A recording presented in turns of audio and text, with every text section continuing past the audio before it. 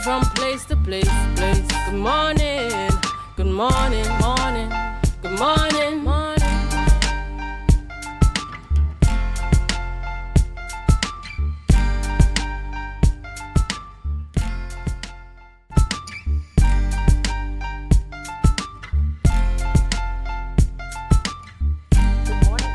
Welcome to the morning show here on Tobago Updates Television. It is Tuesday, the 9th day of September 2025, and we're coming to you live from the Port Mall here in Scarborough, Tobago. I am Adana Kumbi. This is the day that the Lord has made, and we will rejoice and be glad in it.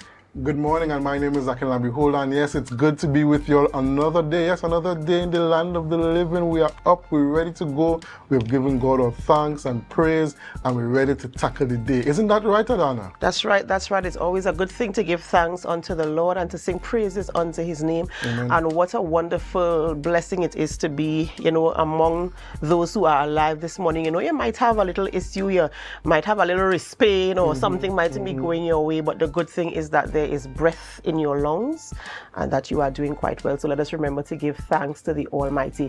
We have a beautiful show lined up for you this morning, and we do hope that you can be a part of all that we are discussing this morning. But before we get into those conversations, we head on over to the news in 90 seconds. Thank you, Adana. Here is the news in 90 seconds for Tuesday, 9th September 2025. Tobago's fisher folk are demanding answers for debris from a Venezuelan vessel destroyed by the U.S. military washed into local waters. The September 2nd strike in the Southern Caribbean killed 11 people, with Washington alleging drug links to Tren de Aragua, but representing no public evidence. All Tobago Fisher Folk Association President Curtis Douglas confirmed fishermen found debris and warned locals risk being mistaken for traffickers. He criticized Chief Secretary Fali's Augustine silence, saying Tobago's fishing community needs urgent reassurance of their safety at sea. 4 people were arrested and a firearm, ammunition, and cocaine seized during anti-crime exercise across the southern, southwestern, and Tobago division on September 7th. A 42-year-old vendor from Faizabad was held for trafficking cocaine, while another 25 was arrested for possession of cocaine. In La Romaine, officers recovered a Smith & Wesson revolver and 2 rounds from an abandoned grocery trolley. Tobago Task Force officers also arrested 2 men ages 63 and 38 for cocaine possession in Scarborough. Investigations are continuing. And finally, Prime Minister Kamala Persad-Bissessar will meet with U.S. officials in New York later this month after Washington praised her public support of its military operations in the Southern Caribbean. The U.S. State Department said Deputy Secretary Christopher Landau reaffirmed Trinidad and Tobago as a stronger partner in countering narcotics and firearms trafficking. Persad-Bissessar confirmed discussions were cordial and productive, but concerns mount as 2 bodies washed ashore in Trinidad and Tobago, sparking questions about U.S. actions, transparency of cooperation agreements, and the possible strain with Venezuela. And that was your news in 90 seconds. Thank you, Biana, for our news there in 90 seconds. Ladies and gentlemen, we head on over to our birthday shoutouts. And this morning we start off the celebrations by saying happy birthday to Mr. James Chippy Jack. Chippy is celebrating a birthday today, and we say happy birthday to you. We do pray God's blessings upon your life, and we hope that you have an amazing birthday today. So happy birthday to you, James Chippy Jack. And we say happy birthday to Mr. Keelan Webster. Yes, Mr. Keelan Webster, class of 2003, Bishop's High School. Happy birthday to you. Wish you God's richest blessings on your special day. We pray that he blesses you, guides you, and gives you all your heart desires in your future endeavors. Happy birthday to you, sir. Happy birthday to Brittany Romeo, larger than life. We do hope that you have an amazing birthday today, and we pray God's blessings upon your life. And we do hope that whatever you do, that you sprinkle your magic all over it. So happy birthday to you, Brittany Romeo. Janine Small, today is your birthday. Happy birthday to you. God's richest blessings on you. Hope that your friends and your family show you all the love and care and good graces on your special day, and that you stay safe today and you celebrate safely today and you get home safe from all your activities. Happy birthday to you. Happy birthday to Myrna Riley Devines. We do pray that God blesses you richly today as you celebrate your birthday. We do hope that you walk in divine purpose and that the desires of your heart are granted. Happy birthday to you, Myrna Riley Devines. And a special happy birthday to Amia Phillips. This is my pretty, my darling, a wonderful, wonderful young lady, a member of the Victorious Generation Youth Group there at the Victory Outreach Church. Amia, we say happy birthday to you. We do pray God's blessings upon your life as you enter this new year, this new chapter, this new season, that whatever you do, that you find destiny there, that God continues to bless you and direct your path. So happy birthday to you as well. Happy birthday to you. Happy birthday goes out to Dominic Carrington. Dominic Carrington is celebrating a birthday today as well, and we do pray God's blessings upon your life, and we hope that you have an amazing birthday today, and we do hope that whatever you do, wherever you are, that you continue to be the person that you are. You know, Dominic is a school teacher, and I know that her students love her. They love to see her move in the classroom. So Dominic, I hope you have a wonderful day today.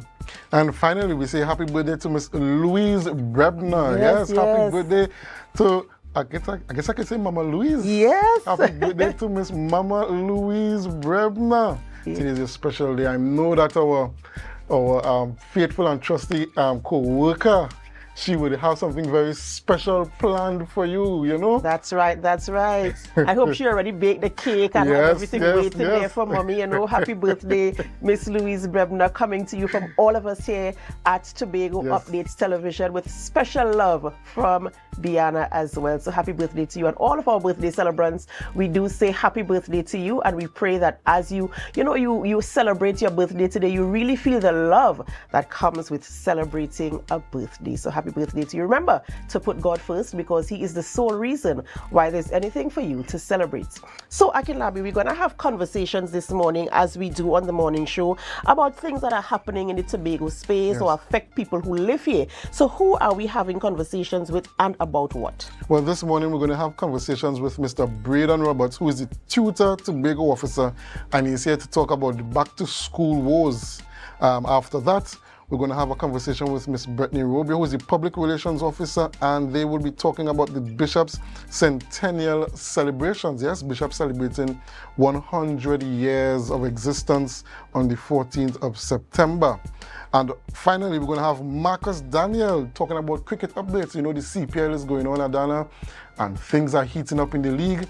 Marcus wants to come on here to tell us all about it. And you know, when you hear Marcus is coming on Tuesday, things have to be serious. Things got to be serious. So, you know, it's a conversation you want to be a part of. You know, viewers, you want to ensure that you know what's happening in the CPL there, because Marcus just could not wait until Friday. So you never know what is going to happen. You know, we're always so happy when you join us every morning. It shows us that you think about us, that you find value in what we bring to you every single morning. So thank you so much. Whether you're drinking your morning coffee or you've already started your morning, you're heading off to work, whatever you are doing, thank you so much for choosing us. What's the traffic like this morning? It's the second day of back to school. What is the traffic like? What was your experience yesterday? Remember, you can leave your comments on our Facebook live stream and our YouTube channel, because we want to hear from you. We want to know what's going on in your neck of the woods, and we also want to know what you want to know, so that we can ask the questions right here on set this morning. So whether you're viewing far or near, we invite you at this time to help us share the live, share the live, share the live. We'll be right back.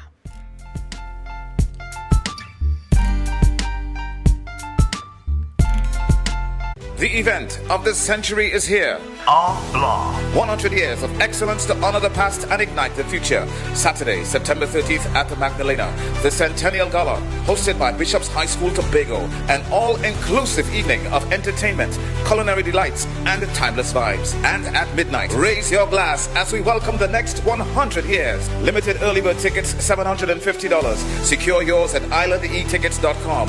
An all-white affair. One night, one century, one legacy. I'm sending a big, dirty bun for you. Better than them. And I have a big, dirty plan for you. So you better don't run. Come on, fun, me say don't run.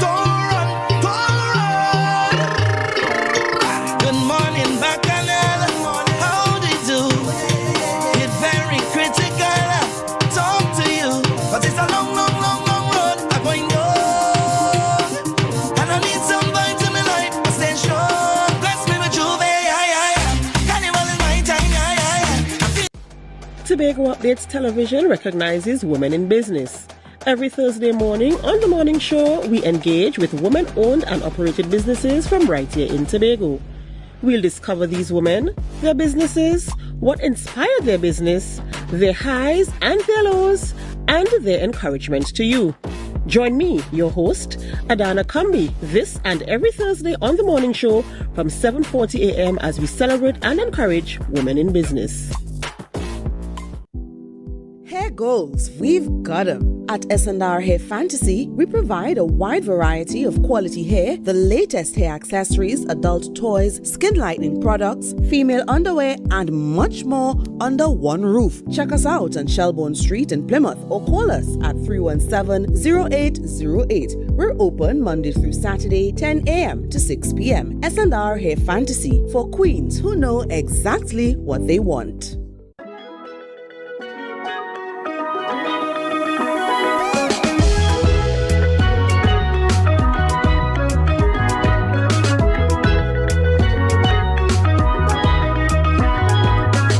Today, the man down in a pillar or he down in a soup, you know what I mean? Pretty. It or sing it, pretty here, it's simple. I am going to sing or try to, because I'm not a singer, sing piece of a song. You have to complete it, you have to give us the lyrics. So if you're not a singer, right? I bet me in you.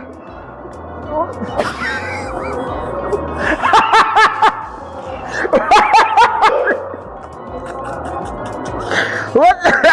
Yo! Really? Yo, mới sửa lớn. Yo, mới sửa lớn.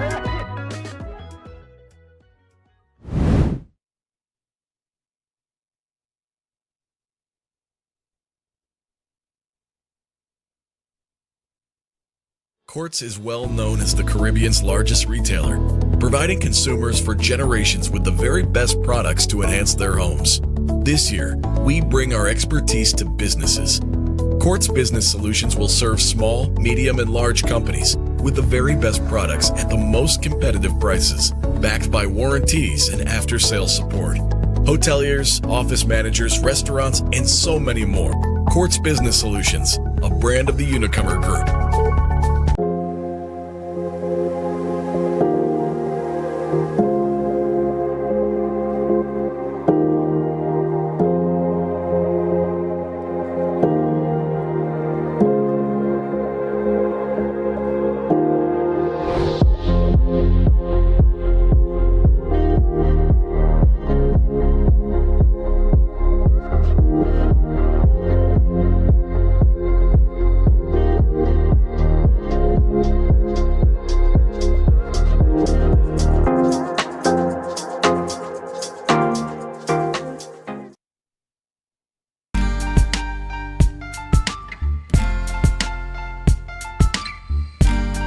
Put a smile on your face when you're moving from place to place. Good morning, good morning, morning, good morning, morning.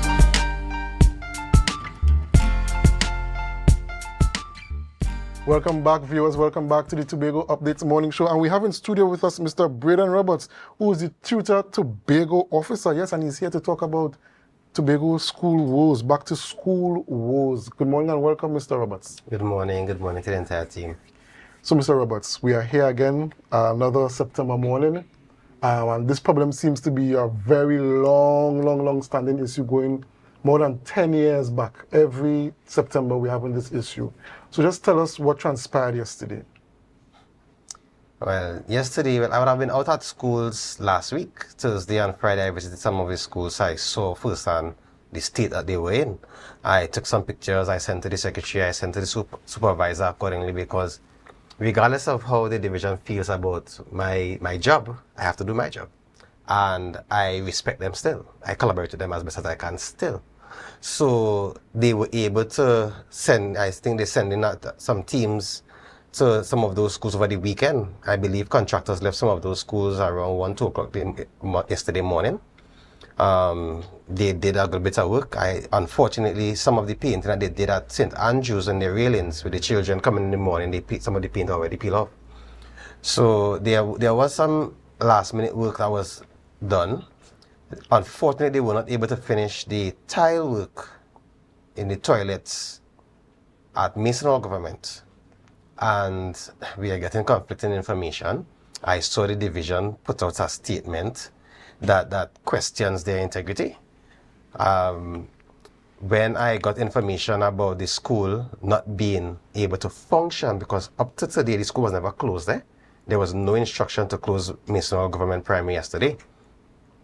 The principal would have indicated to the parents that boys and girls would have to use the one toilet as instructed by, I think they have a chain, I think it was supervisor, administrator, secretary. Somewhere along there, someone is being dishonest. By the time I reached the Mason School, the supervisor was there, the administrator was there, an officer from PIU was there, and if they weren't there to put down tiles, I don't know what they're doing there. At that stage, no instruction was given to close the school. It's parents that took their children home. This notion of being able to celebrate all schools open is taking things off on a tangent. And I'm very disappointed. I continue to be disappointed in the focus of the Division of Education. I'm not seeing the level of maturity. All I really say that the previous one talking about manufacturing chaos, like they are speaking to a fan base or something. I'm not seeing the seriousness in education as we deal with, having a successful academic year. It takes a lot. Mr. Roberts, as Akinlabi mentioned when we started the interview, that we realized that this situation persists year after year. Every school term, every September morning, there's an issue that you can bring to the fore in terms of incomplete works. My question is, in terms of your relationship with the division and your collaboration with them, how soon before the school term ends do they identify the projects that they are going to undertake, and how soon do they commission the contractors? They issue them with the contracts to go ahead and start the school works, because every single year, as far as I can recall, we hear contractors leaving schools at midnight, trying to wrap up and trying to finish on time. So what, in that period, what is the process like? What does it look like during that period? Who reports to the school, to the division, that we have these projects? What is the timeline? Are there timelines? What are the policies that kind of govern this whole school repair project? Right, so tutor, working with our principals and teachers, and so we get the information as to the needs of the school. I'm a grown person, so I'm in the schools. I see some of them firsthand. Sometimes I take pictures, sometimes I take the report and I submit it to the division. What we did this time around, as we did last year, we submitted our listing in April. So at least they cannot say they don't know what the issues are. The division also asks all schools to submit, well, of late, 3 items that they want addressed. So they're limiting schools as to what they could ask for. All schools submit that. Around that same April into May time period, they were supposed to start working on their scope of works, which projects they're going to undertake and so on. What happens from then on is no communication, no transparency, no clarity as to what is happening. So what we had this year is principals calling on Twitter, what's going on? We're not seeing anybody coming to our schools. We have these significant things that need attention. I came here, I said, well, I can't report on what is happening because I don't know anything that is happening. We got no information about anything. Principals got no information as to, all right, based on the funding we have, we are not able to deal with the issues at your school, but we will deal with it December, we'll deal with it so and so period. No communication at all. So why be upset when you're not sharing anything with anybody? We don't know what is happening. So if they share with us, that's what collaboration is. They have collaboration as a one-way street. So they invite persons at a table, everybody talk, it's a nice idea, and they do their own thing anyway. So we're going to continue having this issue if we leave stakeholders out of the loop. And principals, very important stakeholder, not knowing what is happening, is unacceptable. We're going to always have these issues. And then to issue in your statement that it was an emergency with the tiles. So the toilets started smelling 1 week ago. I'm not seeing the honesty, I'm not seeing the transparency. And it causes unease for everybody when they function like this. I don't think they're attentive to what is happening on the ground. if I can make an excuse for the secretary, I don't know who reports to her and what information she really operates on, but it's clear that they are not in tune with what is really happening in our schools. They would visit certain schools, persons would clean up those schools for their visits and so on, and they believe all is well. It is not well. We have significant things that we submit to the division and we're not seeing them dealt with. Last year, I was in front of Roxborough Anglican doing an interview about them not fixing the condemned area of the school. They did not deal with it last year. They said, okay, this year, because we meet on a monthly basis, this year, July, August, they will deal with it. No communication, no work. So these children in Roxborough Anglican are crammed. It's a growing population we have in our school, crammed into smaller spaces while we wait on the division to deal with the issues. And I don't know when, if they don't deal with it this July, August, when they will be dealing with that school and the condemned area that they have. So, Mr. Roberts, just for clarity for us, can you tell us how many schools are actually impacted by, well, a lack of repair works? Or is it just the Roxborough and the Mason Hall schools? Well, the division put out that of the 57 schools under the purview, they dealt with 26 schools because they only had $20 million. Majority, as the school is a living environment, so things will go wrong. So whether it's flooring, the electricals, resources in terms of furniture, because even Thursday, Friday, I visited some of the secondary schools, and that's when the division is asking them for furniture issues, furniture shortage, what are your numbers? Really? So when those schools will be getting the furniture that they need? So it's most of the schools, there may be one or two schools that may be perfect. I cannot see that, but just for any doubt. Most of the schools would need some level of attention. I understand they cannot fix all the schools with the money that they have, but it's their responsibility to get the allocation. So do that advocacy for your allocation within the THA. And if the THA don't have, they need to step up the advocacy. I've always said, the THA always say, they're not getting the money that they ask for. But they're not transparent at all. They are not transparent. So if the division asks for $1 billion and they get 10 million, what is the impact? What programs would suffer? That is the kind of information they need to put forward, so we will know the impact of central government not dealing with Tobago, and Tobagoanians would really rally around the THE in clamoring for additional funds. But you see money spending on all sorts of stuff that if we have no money, how are we spending money on those things? Mr. Roberts, you mentioned earlier that each school, they send in their list and they have like 3 priority projects that each school will be able to attend to for each school. In terms of the 26 schools that they reported to have attended to, can you say whether those 3 items were completed, they were halfway, they even touched all of them, they were able to do 1, 2? What is the report where that is concerned, the statistics where that is concerned? Right, so I cannot give you exact numbers because none was shared with us. So based on the schools that I would have visited and the principals I interacted with, some principals were pleased that, the works were done in a timely fashion in terms of they were able to open without issues. Some of the principals were concerned up until Sunday, well, up until Friday, because they sent in workmen over the weekend as to in what condition the school really open in. So persons came in over the weekend and so on and really pushed. Some of the contractors really pushed to ensure that the schools were ready. Some works continue. Signal Hill Secondary School auditorium is not fit for use, so works continue there. Roxborough Secondary Hall is not fit for use. I don't know when that will be fit for use because work at that hall is stalled.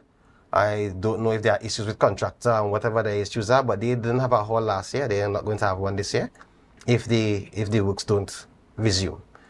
So there are some schools that they are going to continue some of the works on a weekend, I was told.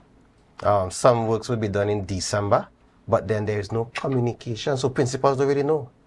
So we have to go and see for ourselves, and before principals just sign off on the works. Well, I guess that is non-existent anymore because they don't even know what the works are. So contractors come to your school and they do stuff. So Mr. Roberts, so we're having an issue where, because you mentioned for some schools, contractors just went in weekend gone to try to get the works done to open the schools in time. So that really signals towards perhaps late approvals or something is happening late on the end half. Sorry. So is it possible for tutor to liaise with the division and will you all make some sort of arrangement to submit your list of works earlier in the year, perhaps in January or February, so that the process can begin earlier and contractors get the contracts earlier to do the works in time? Not to in any way be disrespectful. The next thing they will ask is for us to do backflip and side flip and so on. How much time they would need?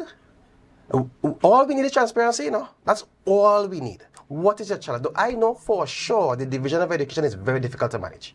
So I am not being unrealistic, and coming down on the secretary and the administrator and so on. It's a very difficult division to manage. But you're doing things on your own without any stakeholder involvement when they are important stakeholders who have a key role to play. So I know it's not easy managing that 20 million to deal with all those schools. So whether we give them information in January, if you give them information today for next year, I do not make a difference. They need to be able to be honest with people and let us know what we are working with. The frustration is we just don't know what is happening. So schools who have the issues don't know when it will be fixed. So we ask teachers, hold strain. Persons who want to do refusal to work and so on, we don't rush to that because we want education to function. We don't want schools closing for any other reason more than if there's any natural disaster or something. So when they don't tell us how long we hold in strain for, frustration really builds. No one knows what is happening. So they issue a statement and talking about clarity, and all they said is they spent 20 million on 26 schools. Clarity? Come on. So, Mr. Roberts, it's clear to say that your primary challenge is communication, accountability, transparency. It seems as if you don't have that line of communication opened fluently so you can know what stage you are, so that you can manage your expectations, because it's very important to know what you're dealing with so that you know how to put a plan in place. For instance, let's use one of the schools you're talking about, Mason Hall School. If we know that we're not going to get tiles in the morning, we need to come up with a plan so that we could issue some sort of communication to parents and children so they can know how to manage their expectations, right? Is this what your challenge is? It has always been just that alone. The transparency. So all the issues that we raise, they lack transparency. We don't know what it is. So I even touch increments and gratuity and contract teachers and all those things that the division have these vague responses to just yet. I am dealing with school reopening and I'll be back to discuss those other aspects. But in all those topics, there's no transparency in it. They give you, a story to hold, something to keep. All we get in gratuity and increments is there are no money. So the money that people work for, all your responses, you have no money. Come on, where's the plan? Where's the plan to be able to deal with those payments by next 2 months, by the next 3 months? That is the kind of communication. So we have, and the frustrating thing for me is, we meet on a monthly basis. We discuss issues, we discuss suggestions, ideas, and so on, and they go do their own thing. They find tutor negative, tutor always bringing down, and so on, because there are serious issues in education. When we don't deal with education in our societies the way it is, we want to talk about the police officers and we never. But we need to turn out fitting citizens, and that is the purpose of education. When we have persons who are leading based on politics and how they look, and to have people liking and these fanfare stuff that they do, we are going to continue going down this negative road. Mr. Roberts, you said that you meet on a monthly basis and you discuss plans and you come up with your little ideas and stuff like that. Do you all also have in those meetings a timeline in which you want to complete those plans? Let's say, for instance, a school is in need of serious attention. Do you set a timeline to say, okay, you meet in January, by the end of March we have to close off this issue? Is there anything like that, or is it a monthly meeting, we take minutes and we move on? How is the meeting structured, and what are the measurable outcomes coming out of those meetings? Right, so we have progressive meetings at times. They are not as often as I would like them to be. Time frames are difficult to get because, as I said, the division of education is dynamic. So sometimes it's difficult to pin it down to a specific date or a 2-week or a 3-week period. So sometimes we set timelines and it has to move for various reasons. However, where repairs is concerned, once it's a significant repair, they will all say July, August. And when July, August come, we don't have enough money to deal with it. So we are asking our teachers, hold on. And they are upset with tutor, because we are allowing the division, to have us in these unfit conditions and so on. And all your tutor is saying is, give your best, hold on, we're working on it. And what we are working on it, results to July, August, nothing being done. You're not communicating with the schools. So if we let schools know, here is what, based on the priority, not July, August anymore, December, we could put this in place in the meantime. Oh, and it's just the communication, it's the transparency. The collaboration with the division is coming to be a one-way street. They are expecting to toe lines with them. That's not the function of our union. We collaborate and we advocate for issues for our members for betterment. You're not bringing betterment, we increase our advocacy. So, Mr. Roberts, we know where we are right now concerning this situation with the schools. You expressed that there's a lack of communication and so forth. Where do you think we can go from here to address those issues, to get those schools functional as soon as possible? What do you think are the next steps? You can only fix a problem when there is honesty about what the problem is. So when persons give you the impression that all is well, and they're not sharing where the shortfalls are, because we don't know what are the challenges. I know the division has significant challenges. Even the division building has issues. We don't know what the issues are, so we cannot help in fixing those issues, you know, because all is well. We need the transparency so persons will know how to assist, how we can all work together in fixing this. If they don't come forward with the information as clearly as possible, we will not be able to fix. We will only be shooting in the dark. You will hear initiatives popping up for tangible things to see what the government did, and they don't have any meaningful impact. And as I mentioned impact, I'm talking about this impact program and so that everybody wants to champion as a result for SCA improving. I don't think SCA is improving. I don't think that we are having a real impact as we need in terms of fruits from our resources. We are having initiatives to see that we did things. We need to be transparent. And if we are not transparent, I don't think we could move on.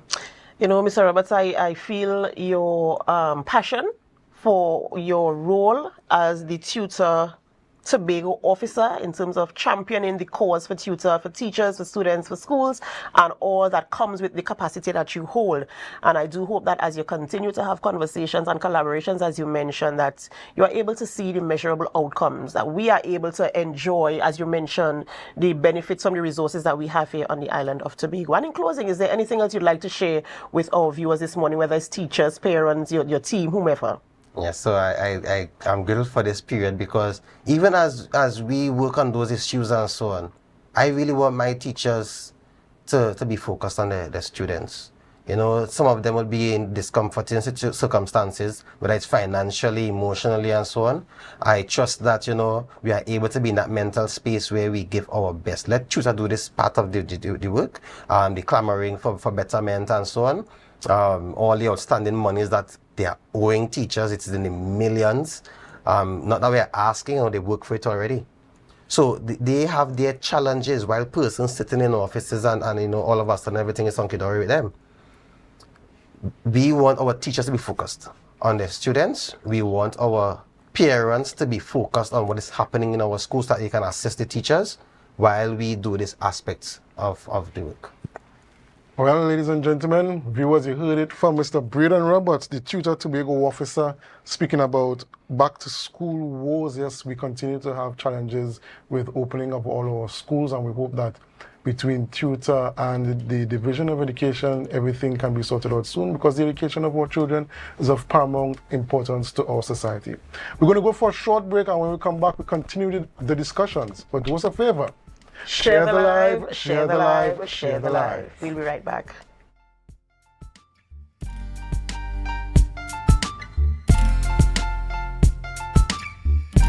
Coconut's Cafe, the buffet restaurant that specializes in all your tasty local dishes. For breakfast and for lunch. Breakfast includes coconut bake and sada roti, served with chokers, buljoil, and sausages in tomato sauce. Not forgetting beef and cheese pies, shepherd's pie, macaroni pie, and rice in various styles. Meats served in a variety of flavors, garden salads and pasta salads. All this accompanied by fruit juices, coconut water, your choice of a great combination to appease your taste buds. So call us today to order, as we are here to accommodate your busy schedules or if you are having a cooking day off.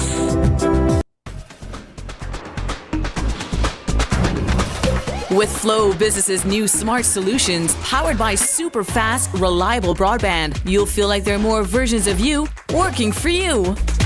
From website design, development, and digital marketing to promote your business, 24/7 business class support to cloud solutions, security, and more. Multiply your growth today.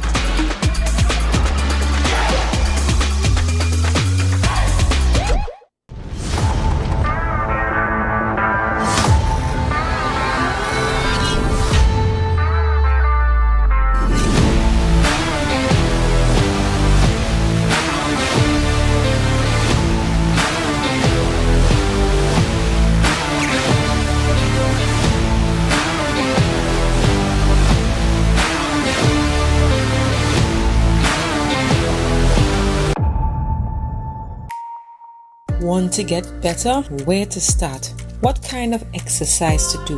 What to eat? How to get restful sleep? Need a doctor to search for root cause? Look no further. Come to Majuba Hill Lifestyle Center Foundation at our Wellness Center in Goodwood, or Food Hub in Darrow Springs, Scarborough, or Doctor's Office in Goodwood and Darrow Springs. Contact 49 Swift 4979 438.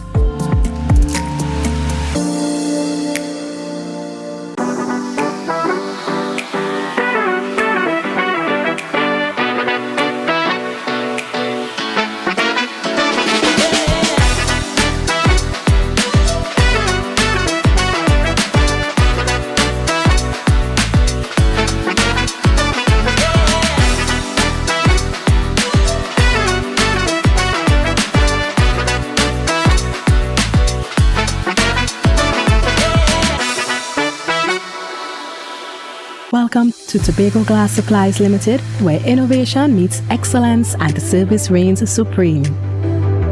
Our commitment is simple: to provide high-quality, innovative aluminum, vinyl, and glass solutions for both commercial and residential spaces.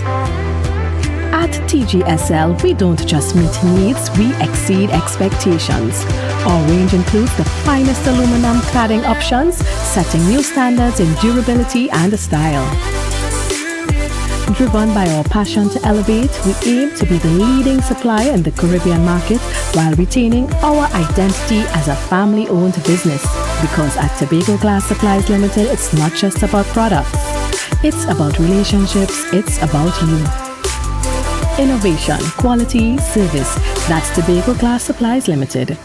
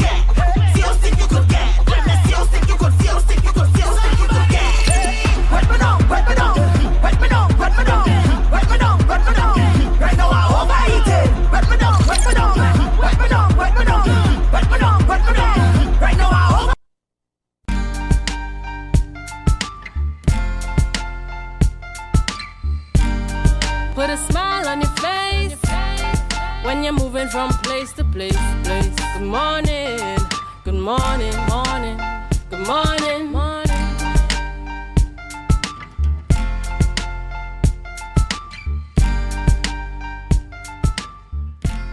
Welcome back to the morning show here on Tobago Updates Television, and thank you so much for staying with us. We continue conversations this morning in studio, and we head on over to Bishop's High School. Have you heard about that school?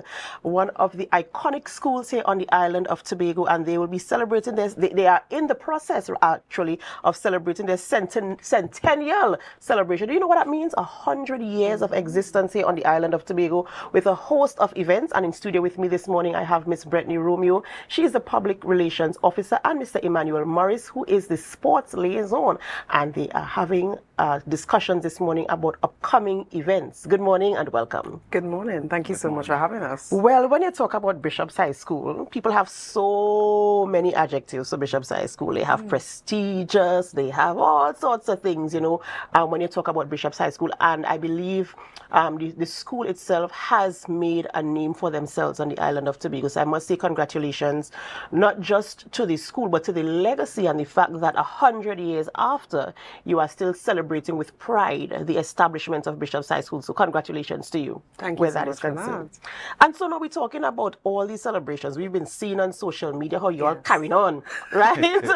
You're all enjoying yourselves. We've seen the banter between the houses, and you know, some people kind of confused because the banter could be kind of rough, but I know it's an internal thing and you all are just having fun, right? Yes. And so now we're talking about upcoming events as you continue to celebrate. So where are we now and what are we looking forward to next? So what I want to highlight, because it's almost nostalgic, because I was here just about a year ago when we were about to launch the events for the Centennial, and now we're culminating the events because everything happens this weekend, and we had so many things just happen last weekend because of course last weekend we had our Bishopians and concert, which was amazing, and then we had our Centennial Awards, and we had a expo for literary and visual work that Bishopians would have created, so that was amazing as well. But this weekend we are so excited because of course we kick it all off on Friday. On Friday is going to be our meet and greet, mix and mingle at the school, and then on Saturday is going to be Bishopians en Blanc. This is our all-inclusive where we're going to be celebrating together. We're going to be having a good time together. We're going to be having some fine dining, some eats and drinks, some music, just an amazing time that you can come together and to be able to celebrate. And at midnight, we are going to be toasting with champagne to bring in the new year. At the new century, of course. Bougie. But it's not just bougie, because of course we have a lot to be grateful for. That's right. And it's not often that a school, especially for Tobago, or even Trinidad and Tobago, celebrates 100 years. And as you had mentioned, the legacy that Bishops had created is more than just in Tobago. It's national, it's regional. There are so many impactful and influential past students that we have in the school. So of course we have to ring it in big. Absolutely. And you know, I'm here for it. I'm not a Bishopian by any means. I mean, I know people, I know, you know, some little siblings and thing partial bishops, you know, but I celebrate with you guys. And that's great. You know, I celebrate not just that you're a school, but you're an establishment that has a legacy, as you mentioned. There are people in Tobago, in Trinidad, and internationally that are impacted by persons who passed through Bishop's High School, who got the teaching and the foundation right there. So, you know, it's something for all of us to celebrate. Yes, agreed. While, you know, sometimes in some countries, or even in Tobago, in our culture, we kind of, I like the school on the hill, or I like the blue school, and that's quite fun. I like healthy. that as well. But I think we are at a place where we can all celebrate with Bishop's High School, because it's the first school on the island celebrating 100 years. Co-ed school the co-ed, that's right. Trinidad and Tobago right. as well. There you go. There's so many things you're celebrating. And, you know, it opens a wider conversation for persons to really focus on how was Bishops able to survive, because there are schools that opened during the period and they had to, you know, close down, and they had to, you know, go on to different ventures and stuff like that. So, you know, it's something to really look into and to see how on earth do you have an establishment that lasts generations after the first day the doors opened, right? And so now, so we celebrate with you. There's no, you know, no question in your celebrations there, right? And to continue, because on Monday, of course, we still have on Sunday, because Sunday we're going to have our church service at Shaw Park, where that's going to be an amazing time. You don't want to miss that. That is going to be ringing in, because that is actually our anniversary date on the 14th of September. Then on Monday, I have my Co here, who is going to be talking about the sports day that we're going to be having, and that is where you're going to really see the competitive nature of Bishop's Well, High I'm waiting School. for this. So, Mr. Morris, tell us, what we can expect, because as I mentioned before, the rivalry, and I know that's when the house is coming out in the colors. So tell us, what to expect when you come out on that day. Expect fun, and more fun. The rivalry is real, right? And on that day, we'll have a host of novelty events that would take place. At present, we are finalizing everything. And when you come, you can expect to have fun, and more fun. Those Fit would be the main attraction. They are our hosts for that specific event. And when you talk about Those Fit, you talk about vibes, you talk about energy, you talk about unpredictability, right? They are coming with their team, and they would be our facilitators for the sporting event. We intend to celebrate some of our past teachers as well, influential people like Mr. Sosa. We have a lot of past teachers that would have impacted on all of our lives, and we need to celebrate them. We need to recognize them. We need to honor them while they're still alive, and we intend to have fun, not just the past students, but the present students as well are invited, because we're not only talking about legacy, but continuation. All right, and the present students, they are also invited to come and to partake in the fun, and And let's talk about the students who just entered this September. How do they fit into the grand scheme of things? I'm not sure if they go into their houses in the first week, if they're already in their houses and ready for. So how are they integrated into this? Well, the process of selecting your house is a very integrate and detailed process. So of course, when they have the orientation, they would indicate which house they have family allegiances to, and then they have to be reviewed. So that will be coming later. However, we are planning, the school, Bishop's High School is planning an event where, of course, students can be involved and be a part of it. Because of Friday, when we have our meet and mingle, we will be celebrating with them in school, and then of course they could leave home, and then they're going to come back with their parents to see how exactly to be a part of it. But of course, as we normally have our Founders Day procession, they are also going to be a part of the procession, coming in from Bishop's High School to Shore Park to be a part, to share and to walk the streets celebrating Bishop's High School. So that is how we indoctrinate them from early, because I remember my days of having to walk from St. Andrew's Anglican Church back to Bishop's High School every year for 7 years. Wow. But of course, it is always a festive time, and it's to know that you're celebrating is a bigger meaning, because of course, no one thought that a school would have been created at this and would have created this magnitude 100 years later. But here we are, and here we are looking forward to seeing the next 100 years and more. So what I'm hearing here is structure. I'm literally hearing, because you're talking about getting into a house, you have to go back to, if you have any relatives in the house before, and then you have to go through a screening process, basically, but it's not that serious, because of course what we've realized, it is a network building opportunity as well, because I have so many students who would say, Miss, I went somewhere and they asked me for some bishops, so they saw my uniform, and then the only thing they asked me was which house I was in. Right. And that's already, from the time they understand which house they're in, that network, that bond was formed already, and that is intergenerational, that is long living. Even when I attended the Bishop is in concert, there were so many persons from class of 1953 come up to 2026 who hasn't even graduated as yet, who were there celebrating and being a part of it, and just gives you that sense of what it means to build in a community. And I think that is what Bishops has done really well, and intergenerational, knowing that you can give back in your legacy and give back. And even we have initiatives where past students and past class groups come back to the school to give to the next year group. So that is something that we've seen that has been forged and continuing to thrive. Wow, it really is something to admire, something to learn from, and other schools and organizations as well can also gain something from your processes, your structure, and the way you do things. Mr. Morris, I want to go back a little bit to sports, because I like activities. I'm not athletic in any way at all. Let me just put a disclaimer out there. But I like to see sporting events. I like to see people participate, especially novel collectible items, when you have these new and outrageous games that is like, could you make a game out of this? And people actually get involved and they do all these weird and fancy things. And I know, as you said, Dose Fit is a facilitator. Let me talk about the houses, right? Right. So I want to get real, and bishops, all my bishops, friends and family, disclaimer this morning, who we rooting for? I know we have red, that is Reed, tell me if I'm correct. I know we have yellow, that is Davies, green, Bowles, and blue is Anstey. Now notice, we came here very neutral. We don't have any house I'm calls seeing that, right? On Monday, that's when it's going to be very serious. United Front. So historically, I know, as I said, we hear the conversation. I see the banter on social media. Historically, where is the strength in terms of sporting activities? I want to hear what you're going to say.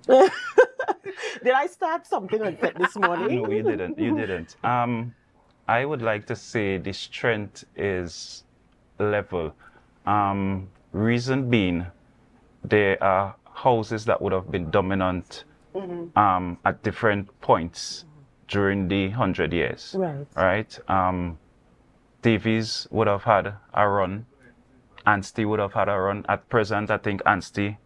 It's Anstey. Anstey kind of having a run. Davies would have overthrown them the last school sports, right?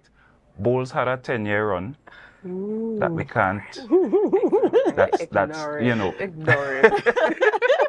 They try to how to put it, belittle the 10-year run, but it's etched in the minds of Bishopians. You know, I like how you all, listen, you all are so sophisticated with this because you're all trying to remain together, but I'm feeling that internal house thing coming up there, but you're like, no, we have to keep a united front here. Yes, Yeah. because if he doesn't, then we're going to have a big problem.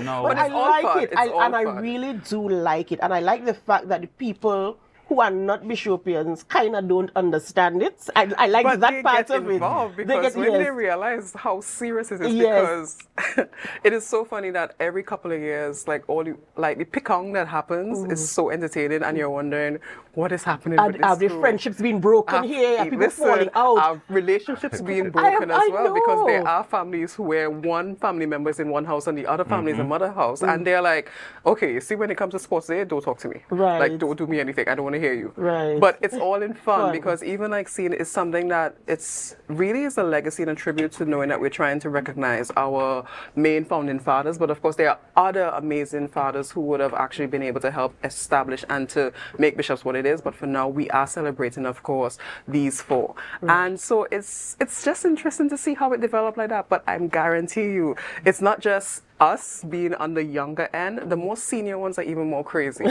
I guarantee you that. Oh gosh, I love it so much, you know, and I want to give you guys this opportunity to speak to our viewers this morning, whether they are Bishopians or not, to really understand who you are as Bishopians and to really understand why you feel so connected to your celebrations, connected to your ways and the way you do things and the people that come from Bishops. So just give us, you know, just your heart where Bishops is concerned this morning.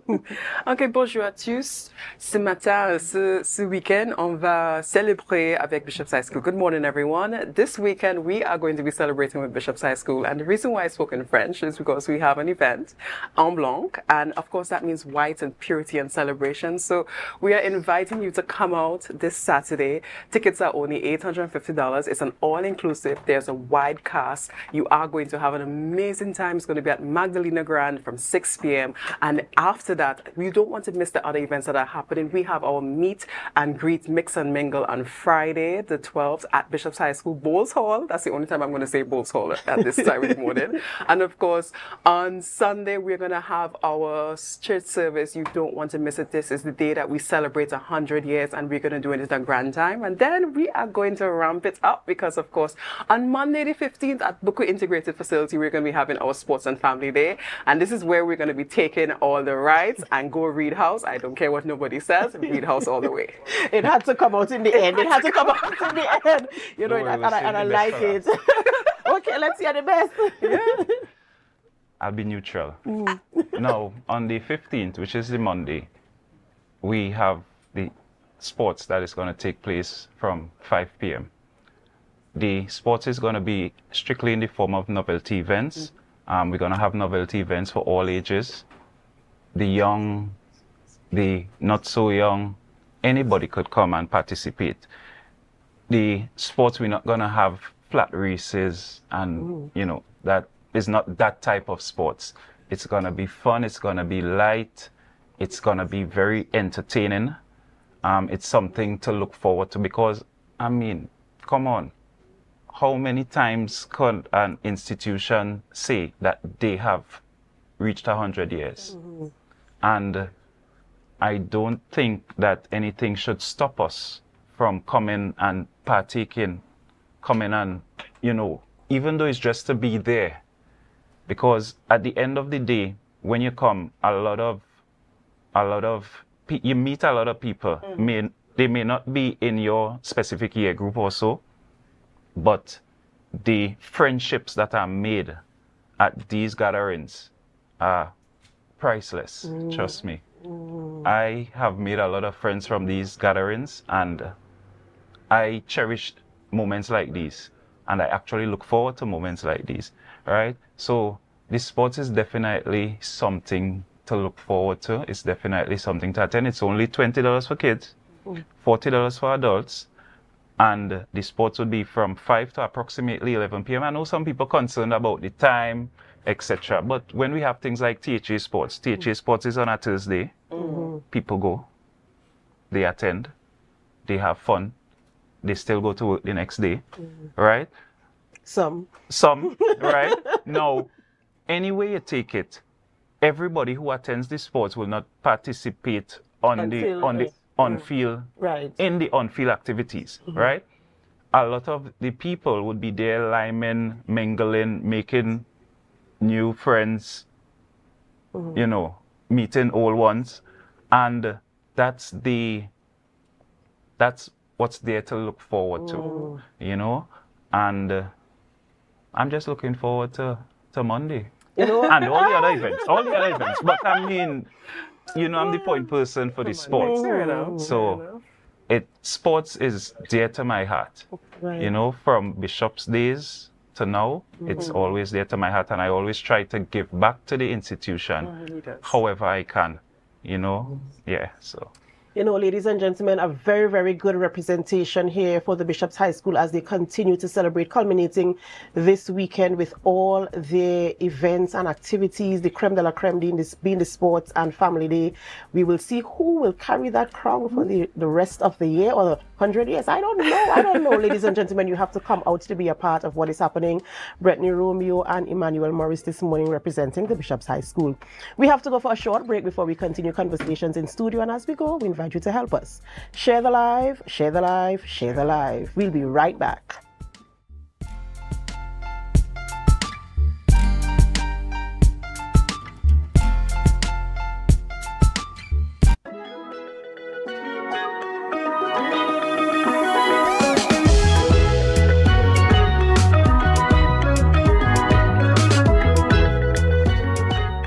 Take your shot with Junior K. Always with the introductions, as you see. And of course, we're on television. Big up to my boy Saki. We just complete. I saw that. So we didn't have a choice. We had to call it. Good. So, Carnival. I say, warn them. Hey, I get to know. Baba boy, don't run. We are the last man. Alright, you got a drink, bro? Drinking Liars. Enjoy Take Your Shot on YouTube. Like, subscribe, and share.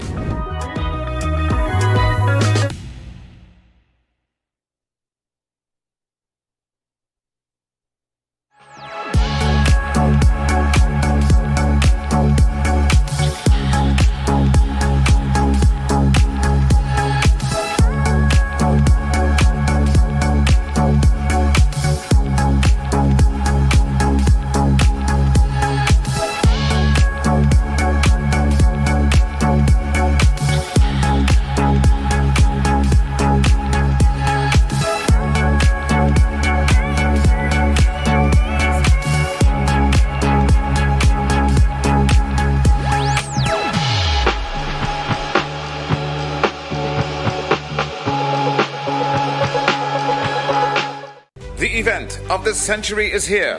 AMPLIA. 100 years of excellence to honor the past and ignite the future. Saturday, September 30th at the Magdalena. The Centennial Gala, hosted by Bishop's High School Tobago. An all-inclusive evening of entertainment, culinary delights, and timeless vibes. And at midnight, raise your glass as we welcome the next 100 years. Limited early bird tickets, $750. Secure yours at islandetickets.com. An all-white affair. One night, one century, one legacy.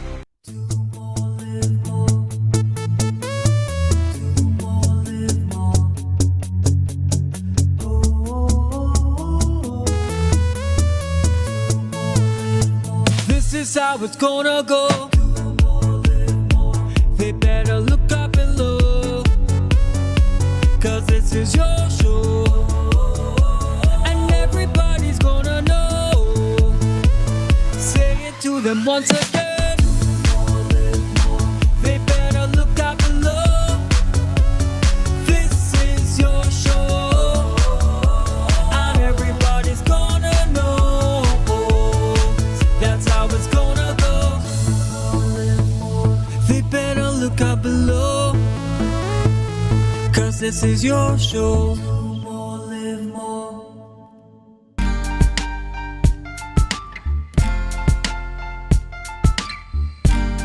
Put a smile on your face when you're moving from place to place. Good morning, good morning, morning, good morning, morning.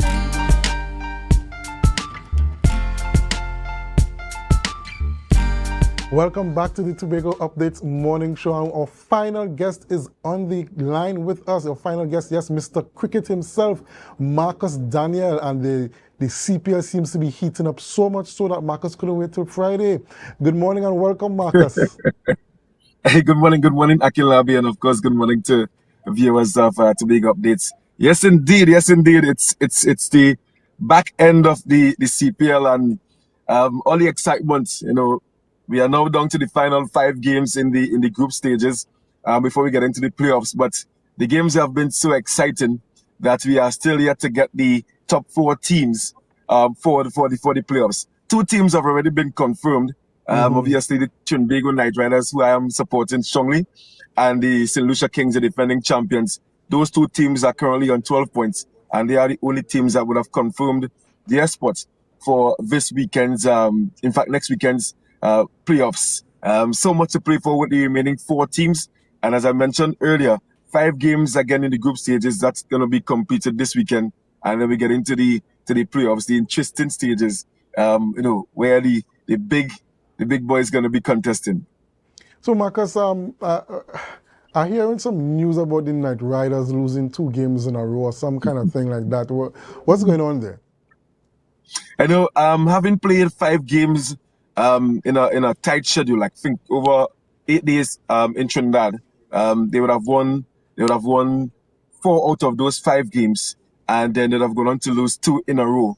And then already concerns have been mounted by the fans of the TKR team and then persons who are cricket knowledgeable, been saying that it's worrisome for the Tobago Knight Riders. But for me, how I've seen the Tobago Knight Riders this season, I think it's no cause to panic. They had an injury of Mohamed Amir, their main seamer, the Pakistani, injured, and they decided to rest him for him to recover because they have already qualified for the playoffs.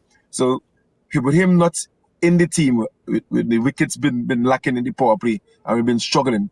Also the cause for those 2 defeats in a row would have been the form of the 2 opening batters in Monroe and Alex Sales. They have been exceptional this season, but in the last 2 or 3 games they didn't fire, and it meant that the middle order, who would not have had a number of matches under their belt or knocks under their belts, they would have been asked to come forward and put some scores on the board. In the last game against our rivals, the Guyana Amazon Warriors, I felt that with a score of 167 in Guyana, it should have been defended. And I'm sure persons who have been following me on social media would have seen my comments on who would have been the culprit in that defeat. When you have a bowler going for 45 runs in 3 overs, that's cause for concern, and that would have been Andre Russell. Some would have said that he had an off day, but I'm not someone who would have been confident in his bowling. I think he's not consistent in terms of the lengths and lines he has. He has to bowl, especially in Guyana. We saw the last game that would have been played, St. Kitts and Nevis Patriots, defeating the Guyana Amazon Warriors, defending 149. We saw where the bowlers took good lengths, good lines, and change of pace and all these different things. And I hope that with that defeat, the last defeat the Tobago Knight Riders experienced against Guyana Amazon Warriors, they would have looked at St. Kitts and Nevis Patriots and the lines and lengths they would have bowled going forward, because our remaining matches, one against Barbados in Barbados, and then the other games will be in Guyana. And in Guyana, you need to just use the pitch. The pitch is very low in bunks, and it will assist the spinners greatly. And I'm really hoping that the form of Monroe and Alexis can return in the playoffs, the business end of the tournament, and there's no room for mistakes in the playoffs. So, Marcus, we know where St. Lucia Kings stand. We know where the Tobago Knight Riders stand. They've both qualified for the playoffs.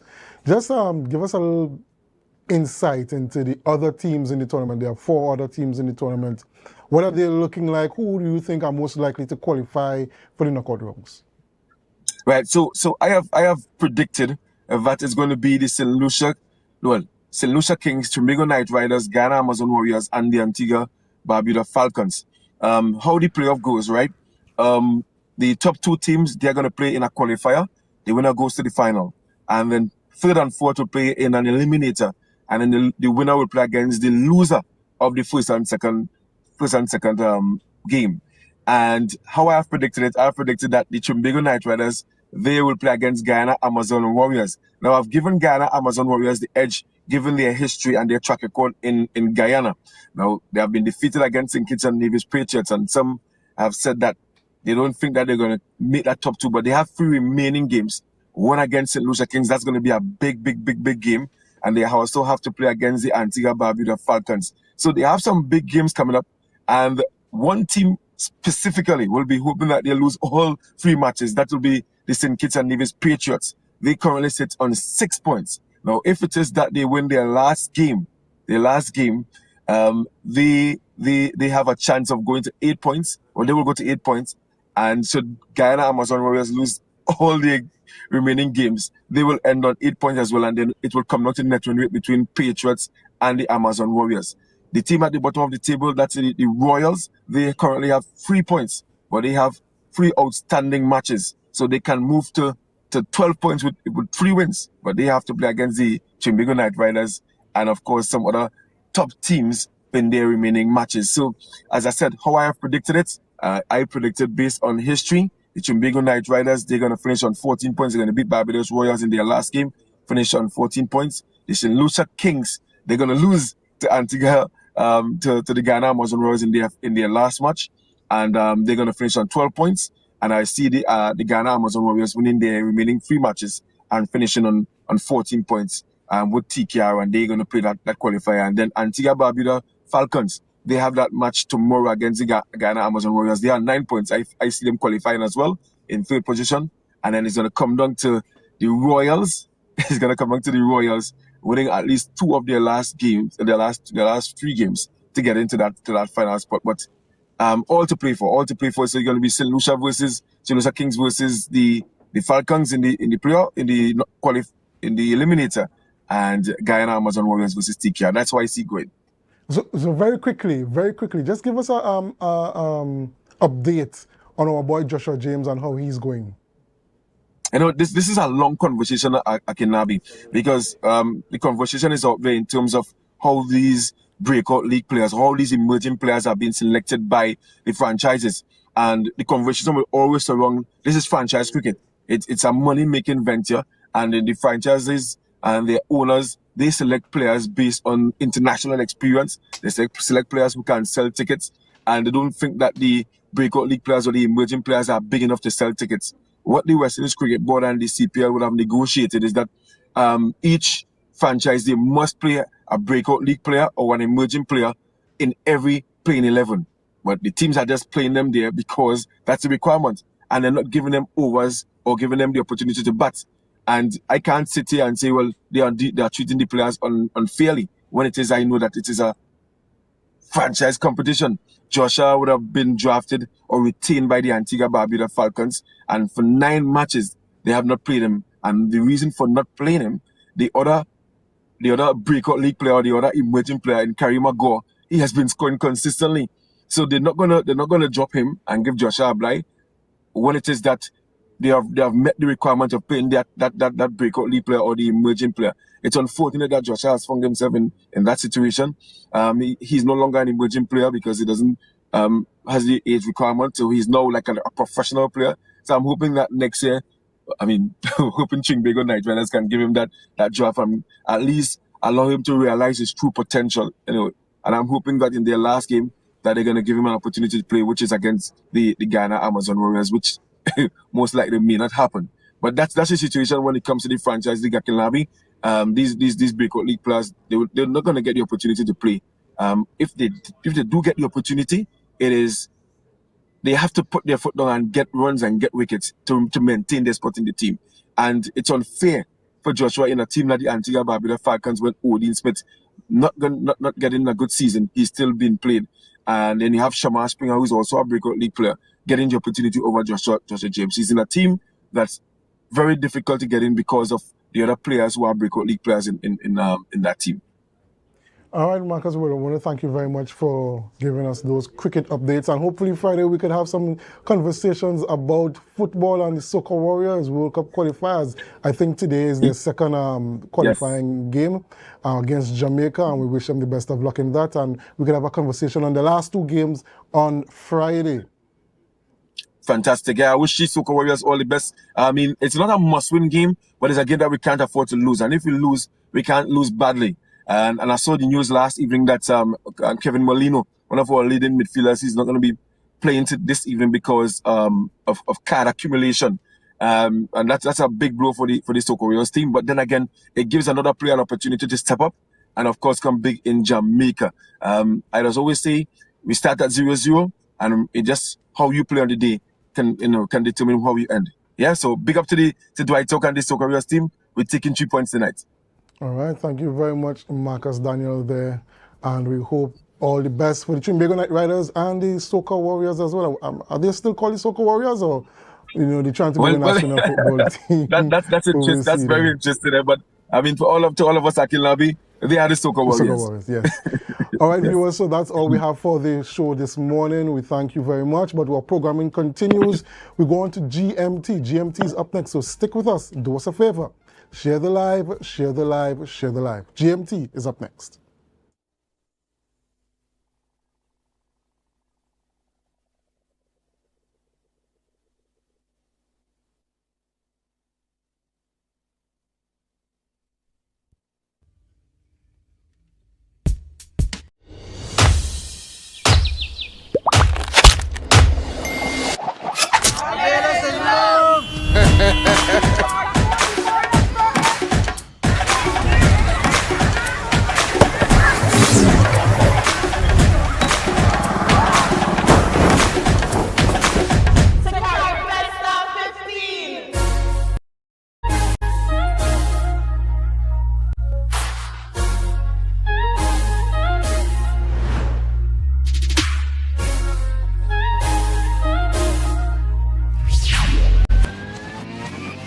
The Caribbean Festival of the Guyana in 1972. This year, the 15th edition of the festival is taking place over a 10-day period in Barbados with a variety of events, including concerts, art exhibitions, and a youth village, all under the theme Caribbean Roots, Global Excellence.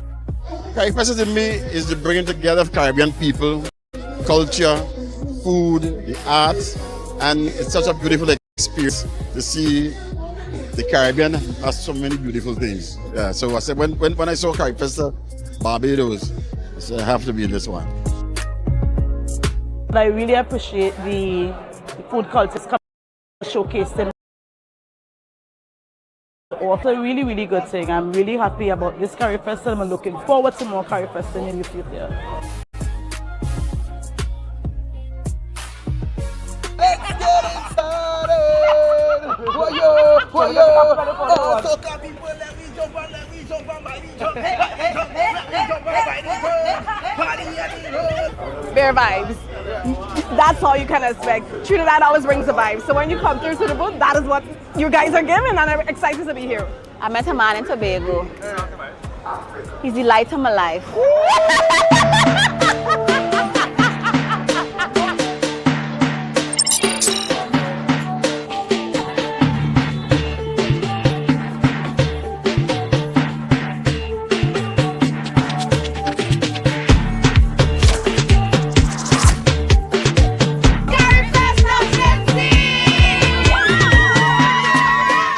It's amazing. It's really amazing to see all the countries bring out all their culture from an art form and dancing and singing. I'm really enjoying it so far. Because it's the same dance steps that we have in Tobago, it's just that them do it in a different way. I didn't understand the true meaning behind Carifesta. It's to connect with your roots and hence change yourself and our society for the better. That's the whole purpose of it.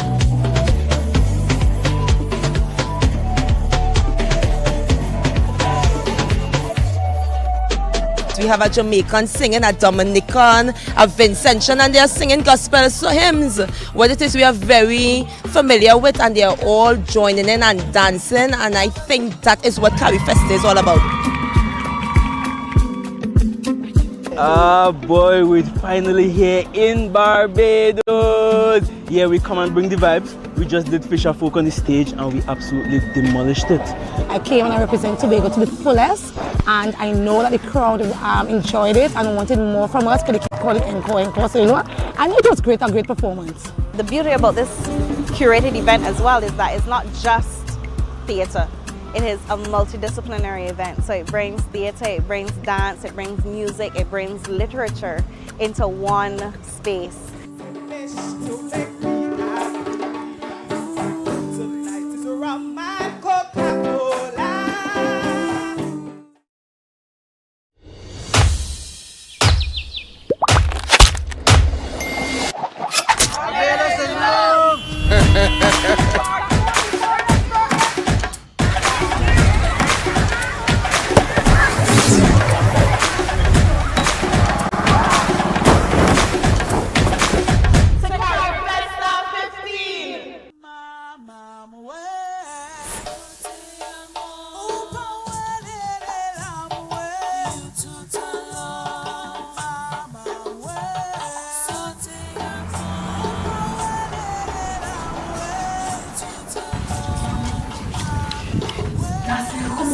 Come on, the show starts.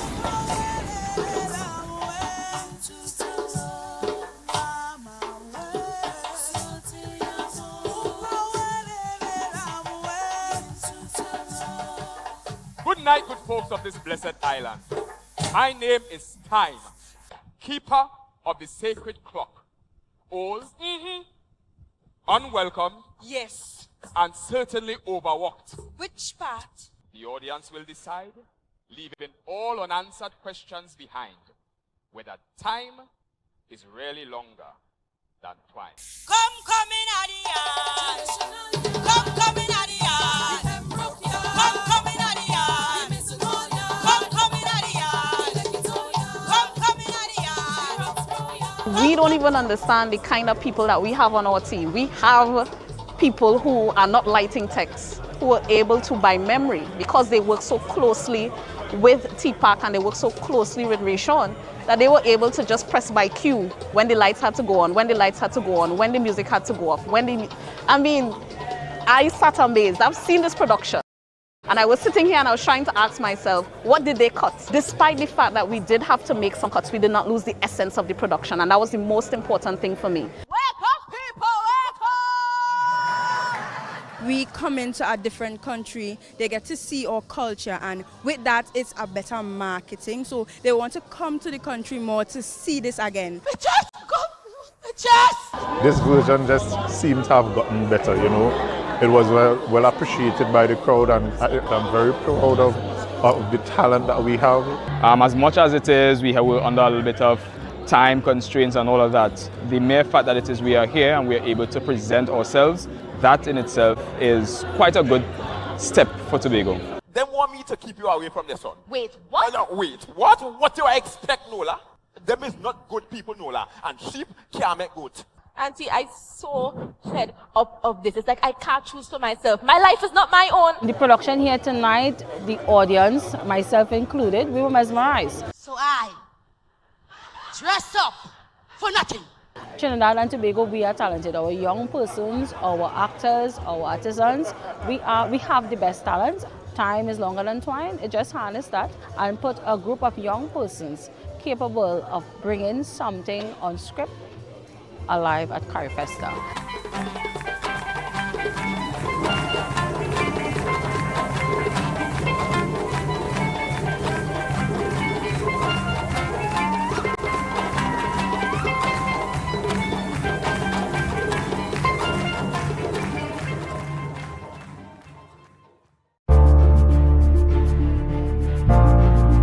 You're viewing Tobago Updates Television, your exclusive gateway to Tobago, broadcasting the beauty of this island paradise to the world.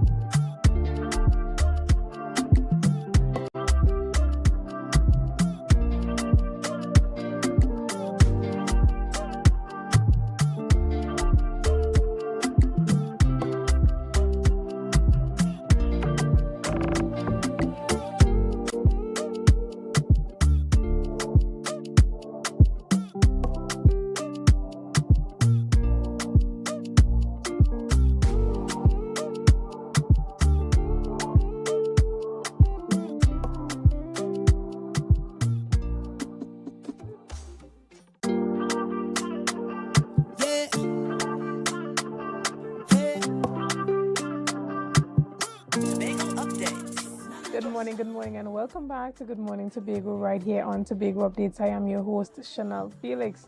Guys, you know, whenever you see me sitting here, it's because we're about to have those conversations that you want to have while I ask those questions that you want asked. This morning, we jump straight into our conversations, and this morning, I have a power-packed session and a crowded couch this morning.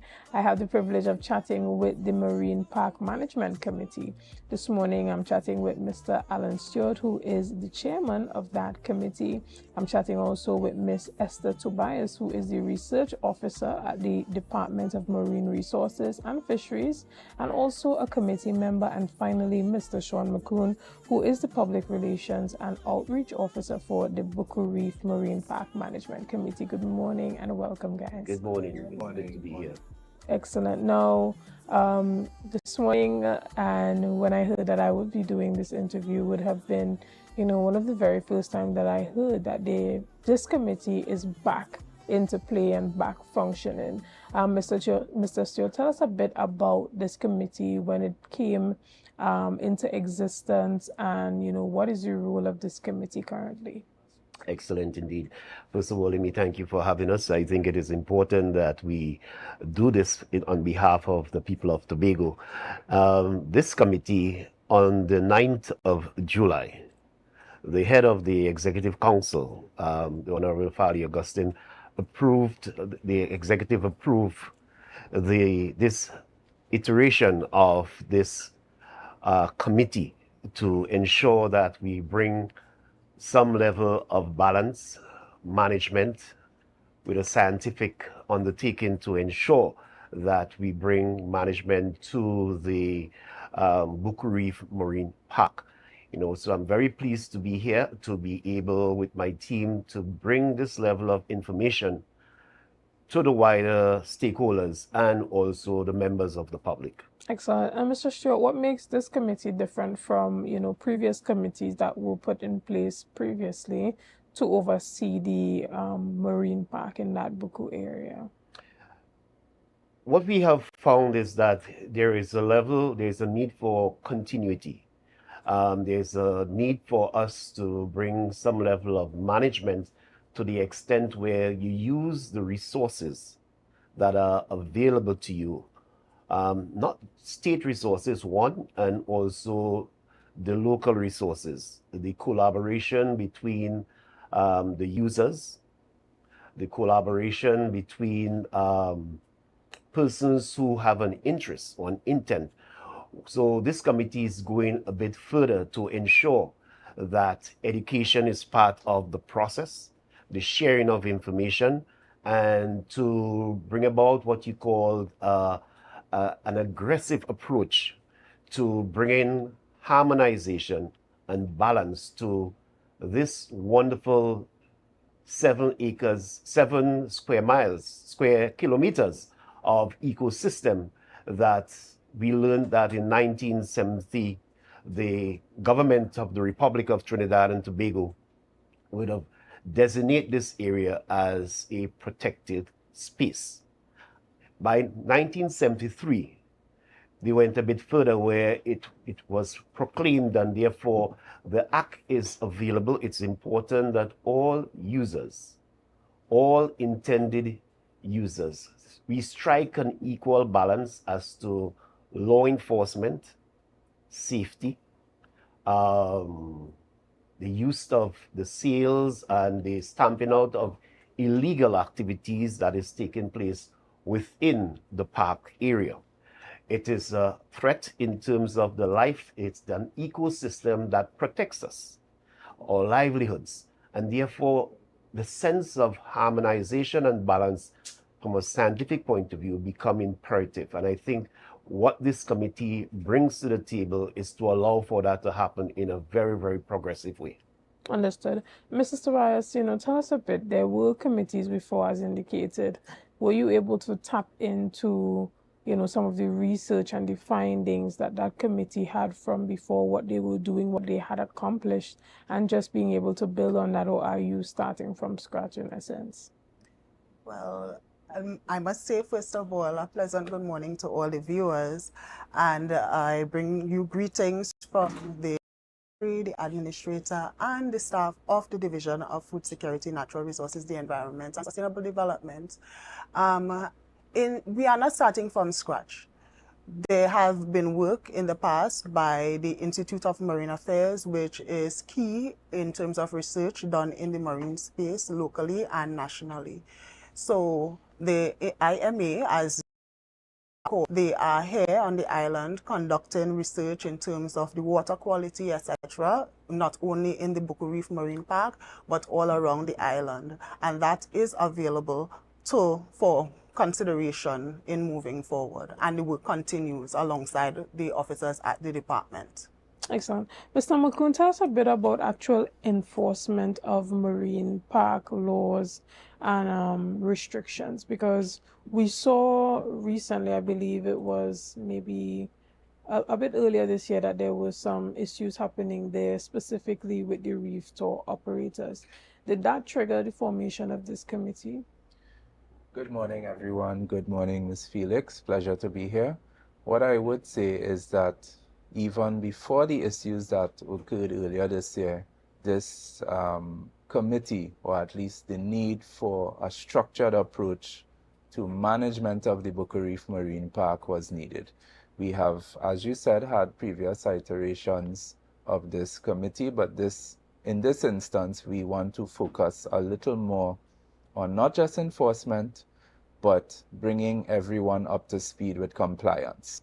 And compliance is very important in the sense that it not only lifts or raises the bar in terms of the enforcement of laws and rules and regulations, or a regulatory framework as it will, but it also assists the destination with our image and the way we present ourselves to visitors to the island, whether they may be our brothers and sisters from Trinidad, overseas. We have many people from different source markets, etc., that visit our island. And we want to be able to have a regulatory framework that is enforced, that is structured, and that delivers the type of service required for our destination to always be, seen as being, up there with the best of them. Absolutely. But there are rules that exist. Like one of them, I believe, is that the marine park should be closed at 5 p.m. or something like that. Tell us about that, because although these rules exist, there has been a culture that exists within the marine park that has been used to foster tourism, but also, it's a situation where there's one thing happening, but there's one thing in the legislation or in the regulations, I should say. How do we strike a balance between ensuring that we do please our tourists, we do make the best of the product, the natural product that Tobago has, and also being able to conserve and preserve what is there? So as I said before, a large part of this committee's role and function and responsibilities would be to educate the public, because it starts with educating not just the public, but the stakeholders as well. So when we bring all of the stakeholders into the room, whether it may be co-opted members, it may be focus group sessions, we can bring each and every one of them up to speed on what is required of them, right? Again, finding a workable balance between the stakeholders and the users of the marine park, along with the regulatory framework and the legal structures. It is in fact a Ramsar site, which is a marine protected area. So there are certain do's and don'ts that we would like to have, brought to the attention of the public. And once that happens, we can, solicit the buy-in of the public. And then we begin to roll out all of those enforcement mechanisms. As you would have seen in the past months or so, Mr. Stewart can correct me. We had an operation called Reef Shield, where there was a crackdown on certain things, and our chairman, Mr. Stewart, will comment more. Right, I was just about to ask about that, Mr. Stewart. We saw just a few weeks ago, actually, that the police did an operation over there at No Man's Land, where they went in and they cleaned up all the alcohol over there, or confiscated from most of those persons operating on that side. As I said, there's the rule and then there's the culture. How do we strike that balance? Because you have tours leaving at 5 p.m. to go out, and there's loud music in the marine park and alcohol being consumed out there. So is it that this committee has the power to recommend adjustments to existing regulations? Certainly. Based on the mandate, the terms of reference as outlined in for the mandate of the committee itself, one of the things that we have to do, and we have started that process, is to look at a strategic planning process, which we look at immediately what needs to be done. So Operation Reef Shield is part of that 60-day initiative that one of the subcommittees on the law enforcement undertook. And that is continuing. That is going to progressively develop and try to align people with law and order. It's very much out there that there is a level of lawlessness. There is also the movement of utilizing the space, capitalizing on the space for illegal activities, narcotics, things like that, and also the use of alcohol in a way that is not supported by the law. For example, the Customs and Excise Act in the Republic of Trinidad and Tobago speaks to the 5 levels of licensing process that is needed in order for the sales and the excise of alcohol to take place. And therefore, law enforcement making that task force tight enough that you can really police it, utilizing what is available to us in terms of technology, surveillance, and looking at the area and scrutinizing behaviors and allowing persons to comply with law and order. To me, that is a serious imperative. Go ahead. No, you continue.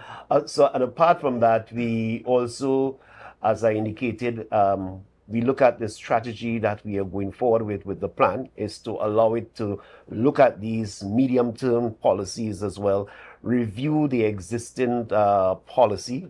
Our business is to ensure of its implementation, and where there are gaps, to fill those gaps. What we have done is allow the stakeholders, people that have a stake. We look at the entrepreneurial activities.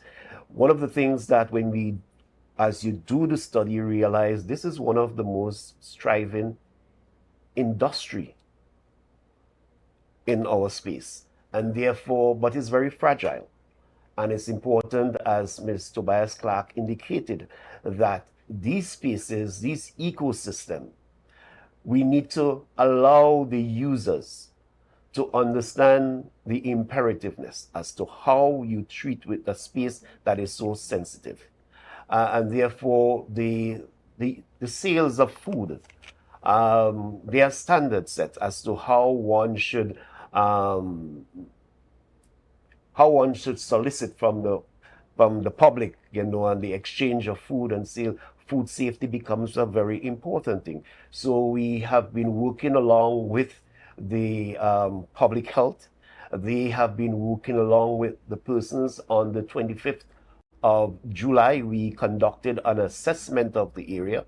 We saw for ourselves what is taking place. We did a needs analysis to understand better how we can find a mutual understanding, and also how we can identify to better allow for these persons to strive. Otherwise, you're going to destroy the very thing that for economic purposes and entrepreneurship. So striking that imperative, and that is what the several committees are working towards. And I think our very presence here is an indication that we intend to reach out to the communities, reach out to the stakeholders, reach out to the nation. You have a lot of visitors. Our objective is to allow the average Joe to understand exactly what this terrain is all about and what you are enjoying, how sensitive it is and how tender it is, and it needs to be protected for our children and grandchildren and the future to come. Understood. We're going to take a quick break right here, and we'll be back as we continue much more in this conversation after this. See you soon.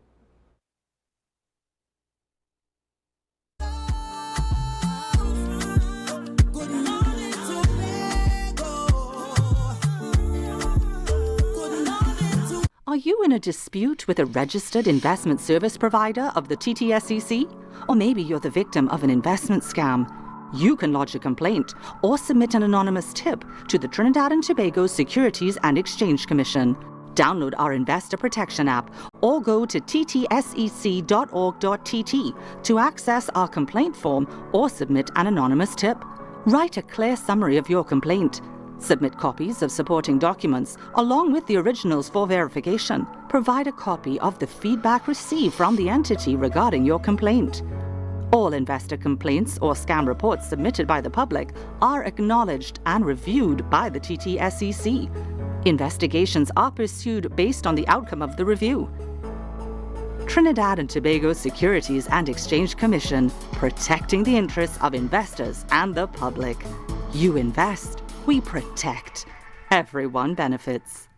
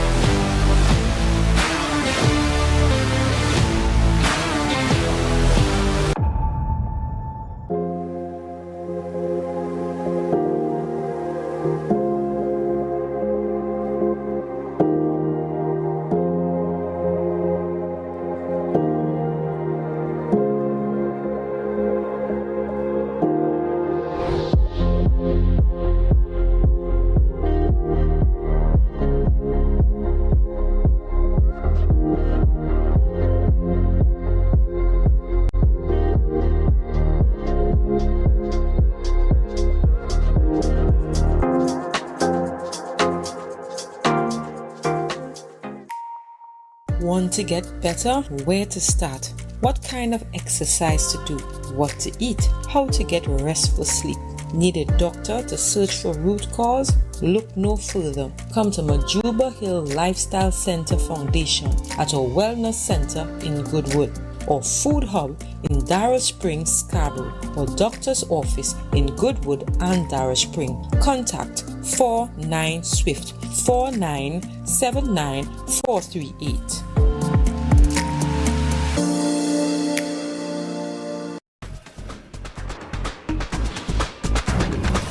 With Flow Business's new smart solutions, powered by super fast, reliable broadband, you'll feel like there are more versions of you working for you.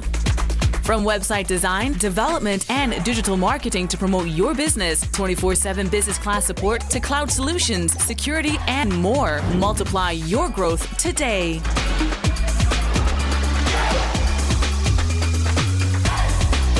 I send in a big, big, big, big dirty bun for you. Better than them. And I have a big, big, big, big dirty plan for you. So you better door 'em. Come on, fun, me say door 'em. Good morning, Bacchanal. How do you do? It's very critical. Talk to you, but it's a long, long, long, long road. I'm going on, and I need some vibes in my life.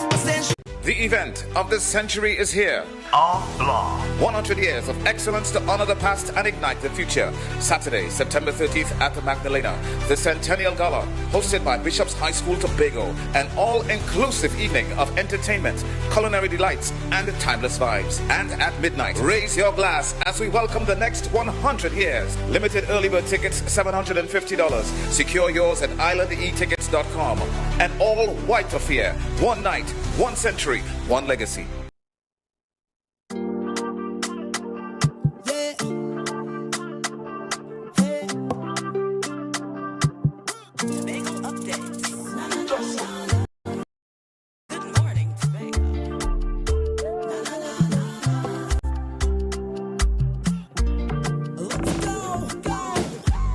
It's a brand new morning, rise up to a brand new dawning. As the passion start to rise, the energy fill the skies. I say, thanks a favor to wake up and hear me neighbor. 60,000 people strong, and the vibes is never wrong. We are beauty, we are power, we are people in the sun. We are beaches, we are rivers, we are melanated ones. No denying Tobago is number one. I am you and you are me. Together we stronger. Good morning Tobago. Good morning Tobago. Good morning Tobago.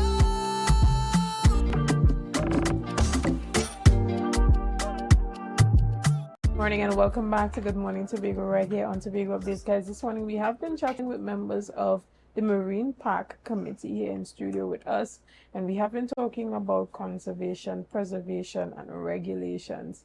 Before we went off to the break, we were talking a bit about striking a balance between what is actually being done, what is being practiced, what are the best practices, what are the regulations that are in place, and how do we strike a balance between the tourists being able to enjoy the park, persons being able to benefit economically, but also maintaining the environmental friendliness and conserving the wildlife.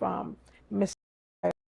Tell us a bit about some of the environmental impact that we've seen happening with the way that the park is currently being run, and what are some of the goals that you would like to see achieved? Well, first of all, I must say that the earth is our home. If it is, we manage our home adequately, it will sustain us. All right. So with that being said, the Buku Reef, Bonaccord Lagoon, or the Buku Reef Marine Park, as it's commonly called, it is the best example, as some environmentalists say, put it, the best example of a contiguous or an adjoining coral reef seagrass bed, and mangrove system. And because of this unique combination, the area was offered a level of protection by way of marine protected area designation in the 1970s. All right. And the marine protected area is simply defined as a geographical location within the marine space that has been identified for long-term conservation, right? So if it is, we really recognize the importance of the environment, and we recognize the level of protection that is being offered to this area, I believe that we would see great results, because this area also offers a lot of goods and services to us. The marine space offers us food. It offers us coastline protection. It offers us an area that we can relax. It has cultural value. It has religious value as well. Okay?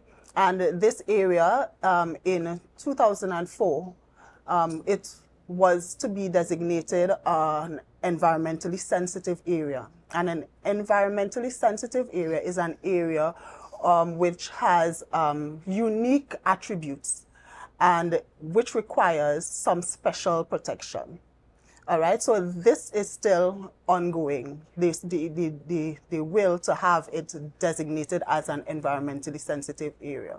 So if it is designated or currently being considered to be so, or have been designated in the past but not necessarily enforced, where do we redirect persons to? If persons have now grown accustomed to being in that area, and tourists look forward to being there. Tobago has, a number of really beautiful sites that can be utilized.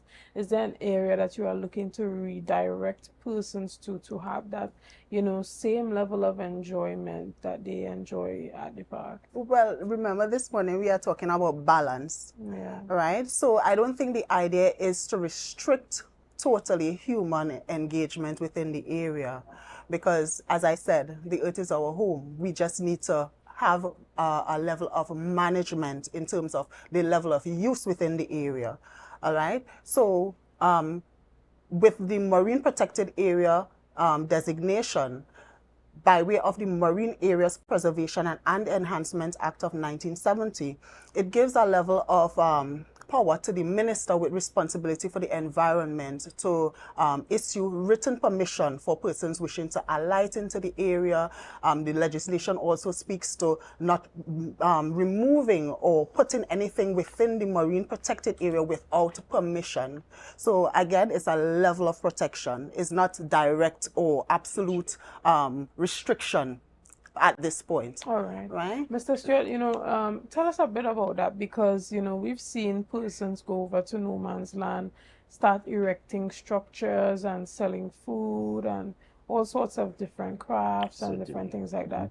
If this is a marine protected site or a sensitive area, and as you indicated, there should be permissions given before anyone goes and erects any structures there. What are we doing to enforce that legislation? The enforcement has begun, and the process requires one, engagement, inclusiveness, and also collaboration between the stakeholders. We have made the stakeholders part of a committee. Those that are not regulated, for example, the persons that trade on the park, it's at the no man's land, it's an unregulated group of persons, and therefore we have encouraged them to form themselves into an association, so that probably we can speak to one voice or you can hear from one voice that represents all of them. If not, we have decided, based on our outreach campaigns, to allow for us to be able to interact with these persons, so that we could align them and bring them in alignment with what the law, what is unlawful. We need to identify those things, because there is a sense of ignorance. And I'll go into some pieces so that the general public could understand exactly. For example, starting with touts, the way in which they behave. It's very disgusting in terms of how the public respond to it and what the public is experiencing with that. unregulated ticketing system that exists. Then you have the possibility of the boats being overloaded. Overcrowding becomes an issue, and it requires safety measures to be in place to mitigate against any incident occurring. And if there is to be an incident, it must be coordinated well, it must be responsed well, they must be in preparation. So the owners must have the necessary documentation in terms of insurance, cover just on their vessels. They must know the size, the public. So these actions and these conversations and our publication will allow the general public to know exactly when you go onto a vessel if it is compliant.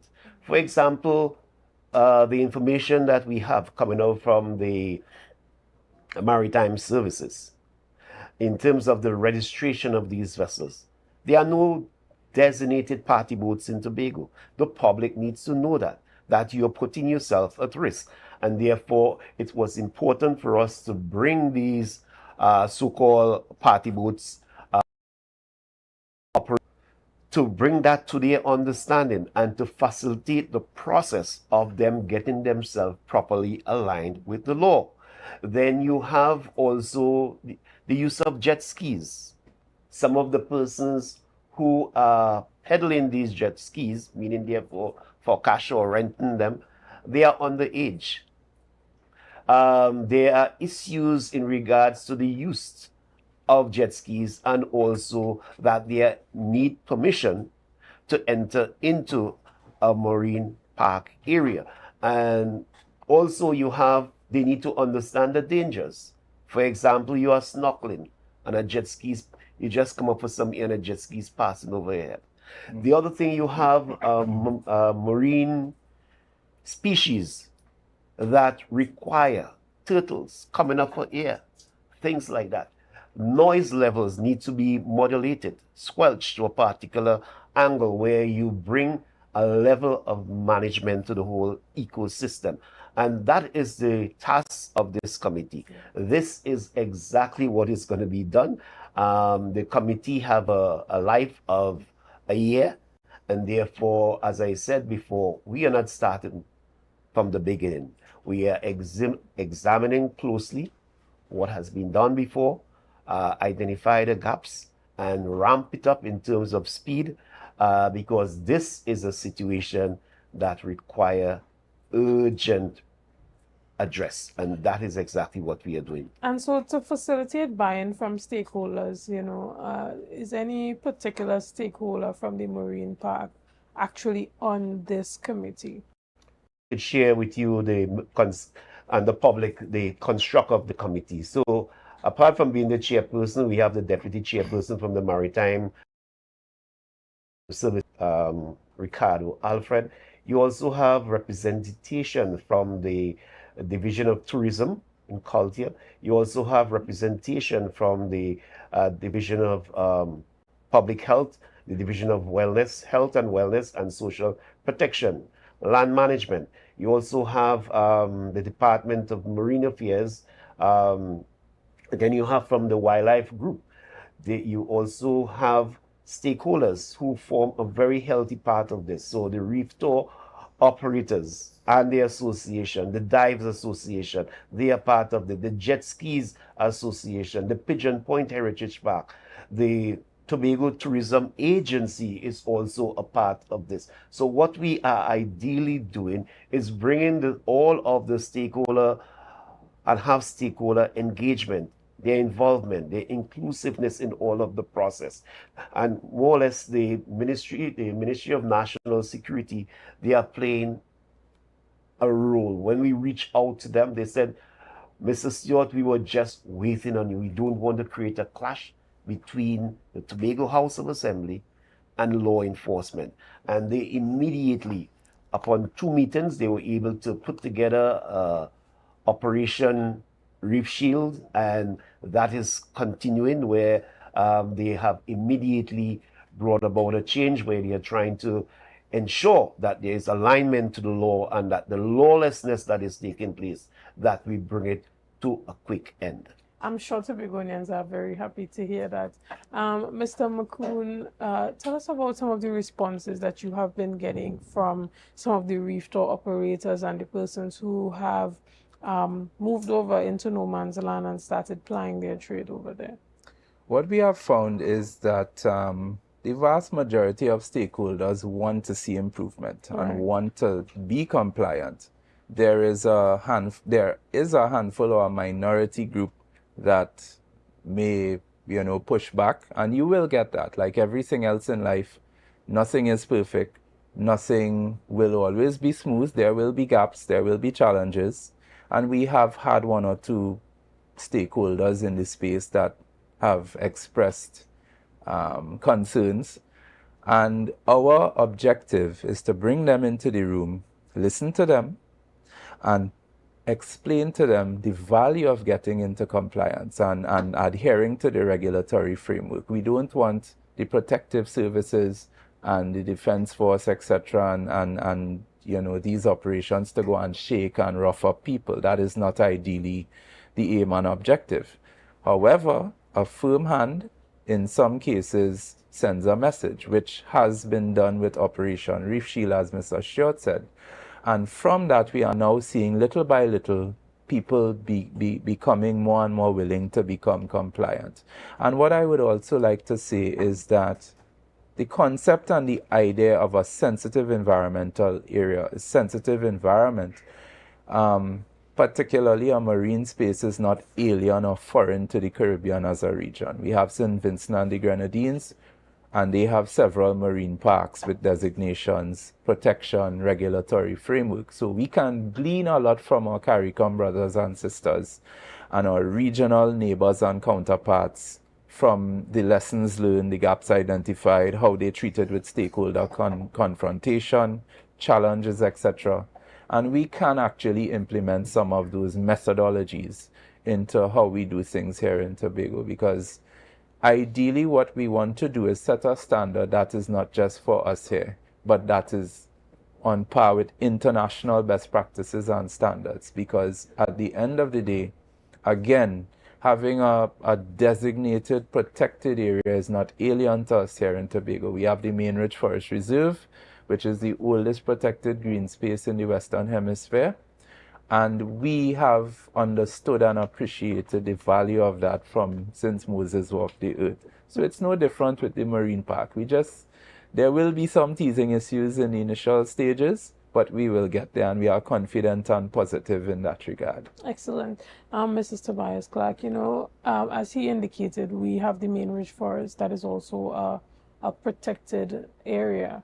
You don't see people just mounting a structure in the forest and saying, okay, well, we sell drinks here when people come by.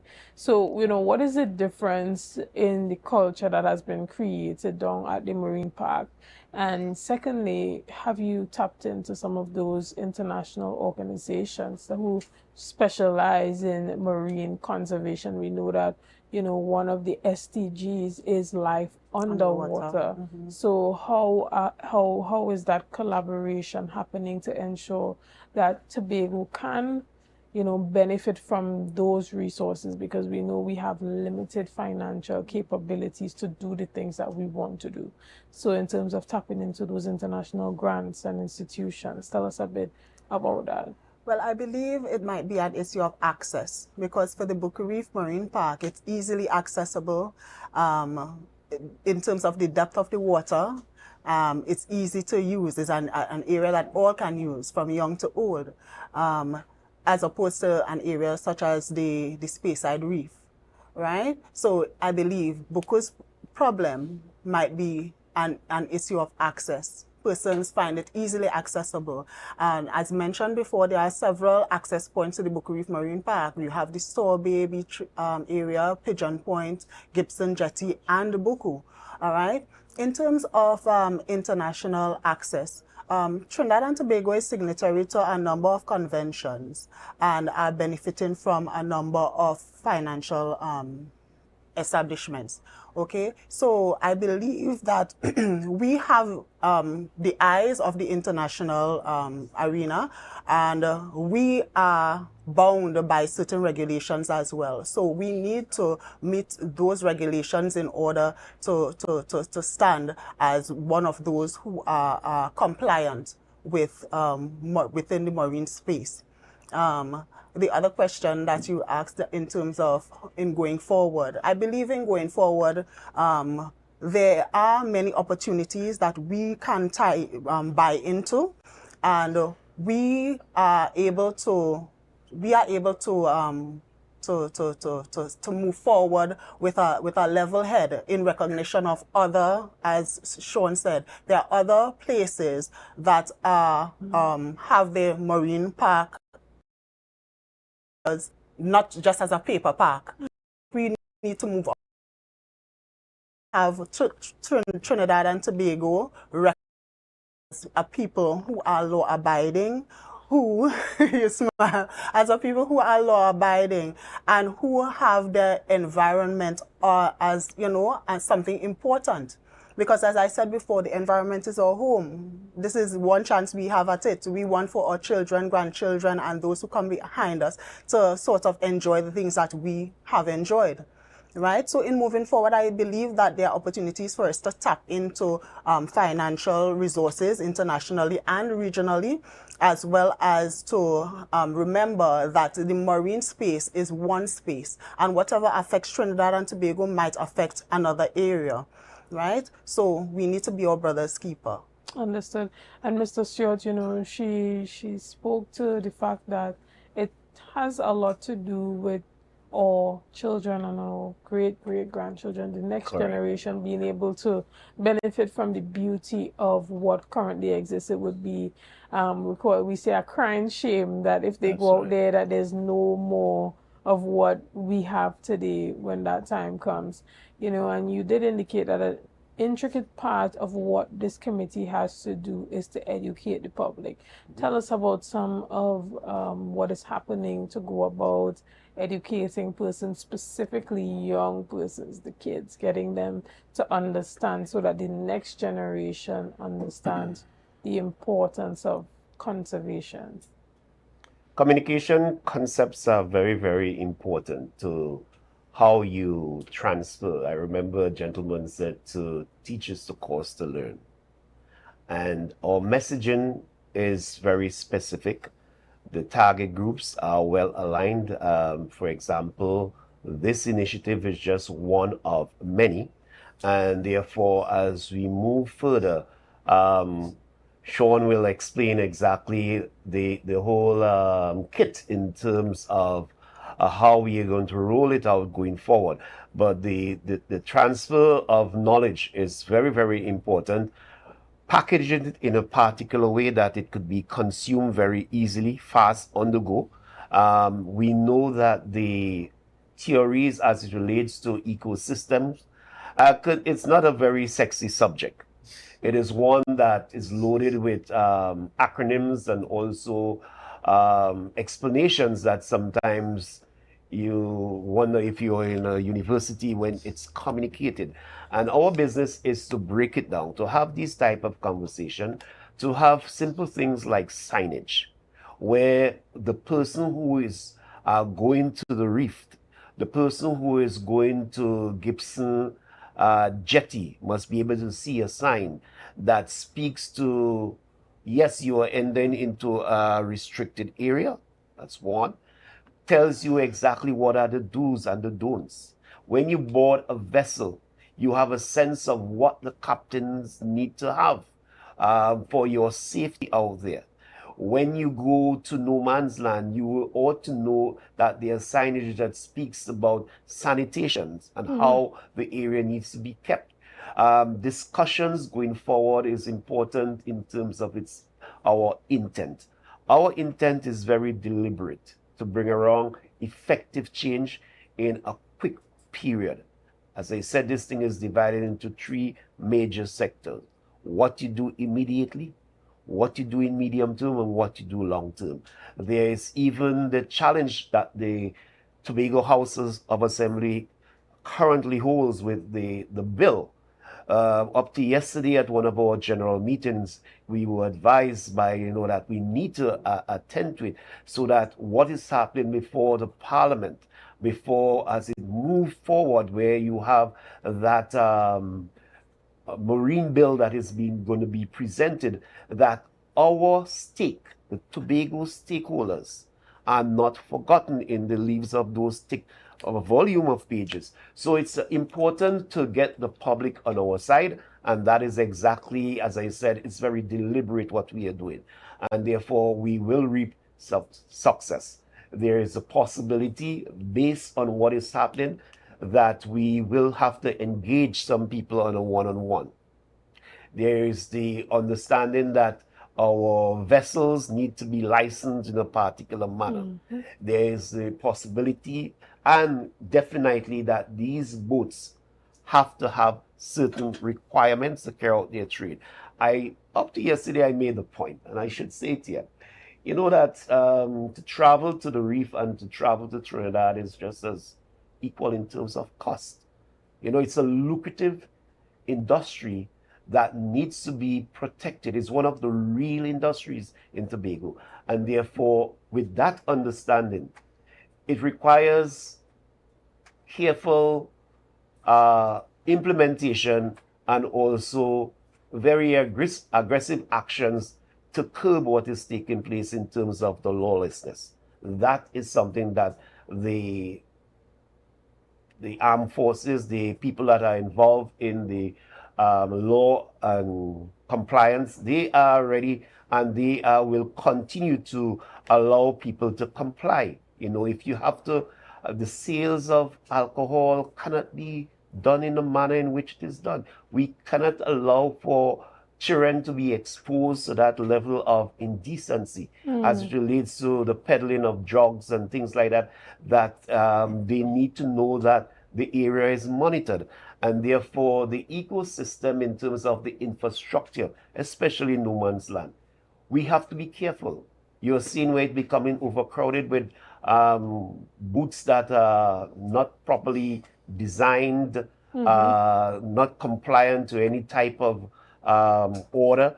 And therefore, while I learned that the policy of the THA is to allow structures in the committees also to advise scientifically the Tobago House of Assembly, so that the division, when it pilots its messaging, it will be readily acceptable and stand international scrutiny in terms of how these, if you're building, if there is going to be infrastructure, what is the infrastructure? Should it be environmentally sensitive? Should it be compliant to international standards? If you're dealing with waste, how do you manage waste? We had some very interesting input from the division with the public health responsibilities, and they were able to outline, instead of the hard hand or the heavy hand approach, they prefer to educate these persons as to how they need to trade, especially with food.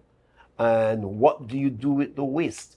With that understanding of the ecosystem, you will have individual responsibility with proper education going forward. And we hope that it takes root, and we, the committee, I really appreciate the efforts being made. And we give our full support behind Secretary Pantin and what they are trying to achieve. And therefore, with their lead and the support, we will see in a very short period that this scourge of indecency and lawlessness be brought under control by a sustained effort. Excellent. Well, we want to thank you guys so much for coming this morning and representing the Marine Park Management Committee, and thank you as well for all the work that you continue to do, specifically as it pertains to raising education and awareness on the island. But unfortunately, this is where we end the show this morning. There's so much more that we could have touched on and talk about. But what's important is that we understand that there is currently a group of individuals who are coming together to get the job done. So for the persons who are concerned about the management of the marine park, and if things are getting out of hand out there, and you know who is doing what and when, this committee has been put in place to really help with regulating as well as having that Tobago input on the Marine Act. Right, and so guys, we want to thank you again for being a part of this morning's discussions. Thank you for your likes, your shares, and your comments, and all that you have been doing and continue to do to make Tobago Updates the #1 broadcaster here on the island of Tobago. Again, I am Chanel Felix, and have a great day.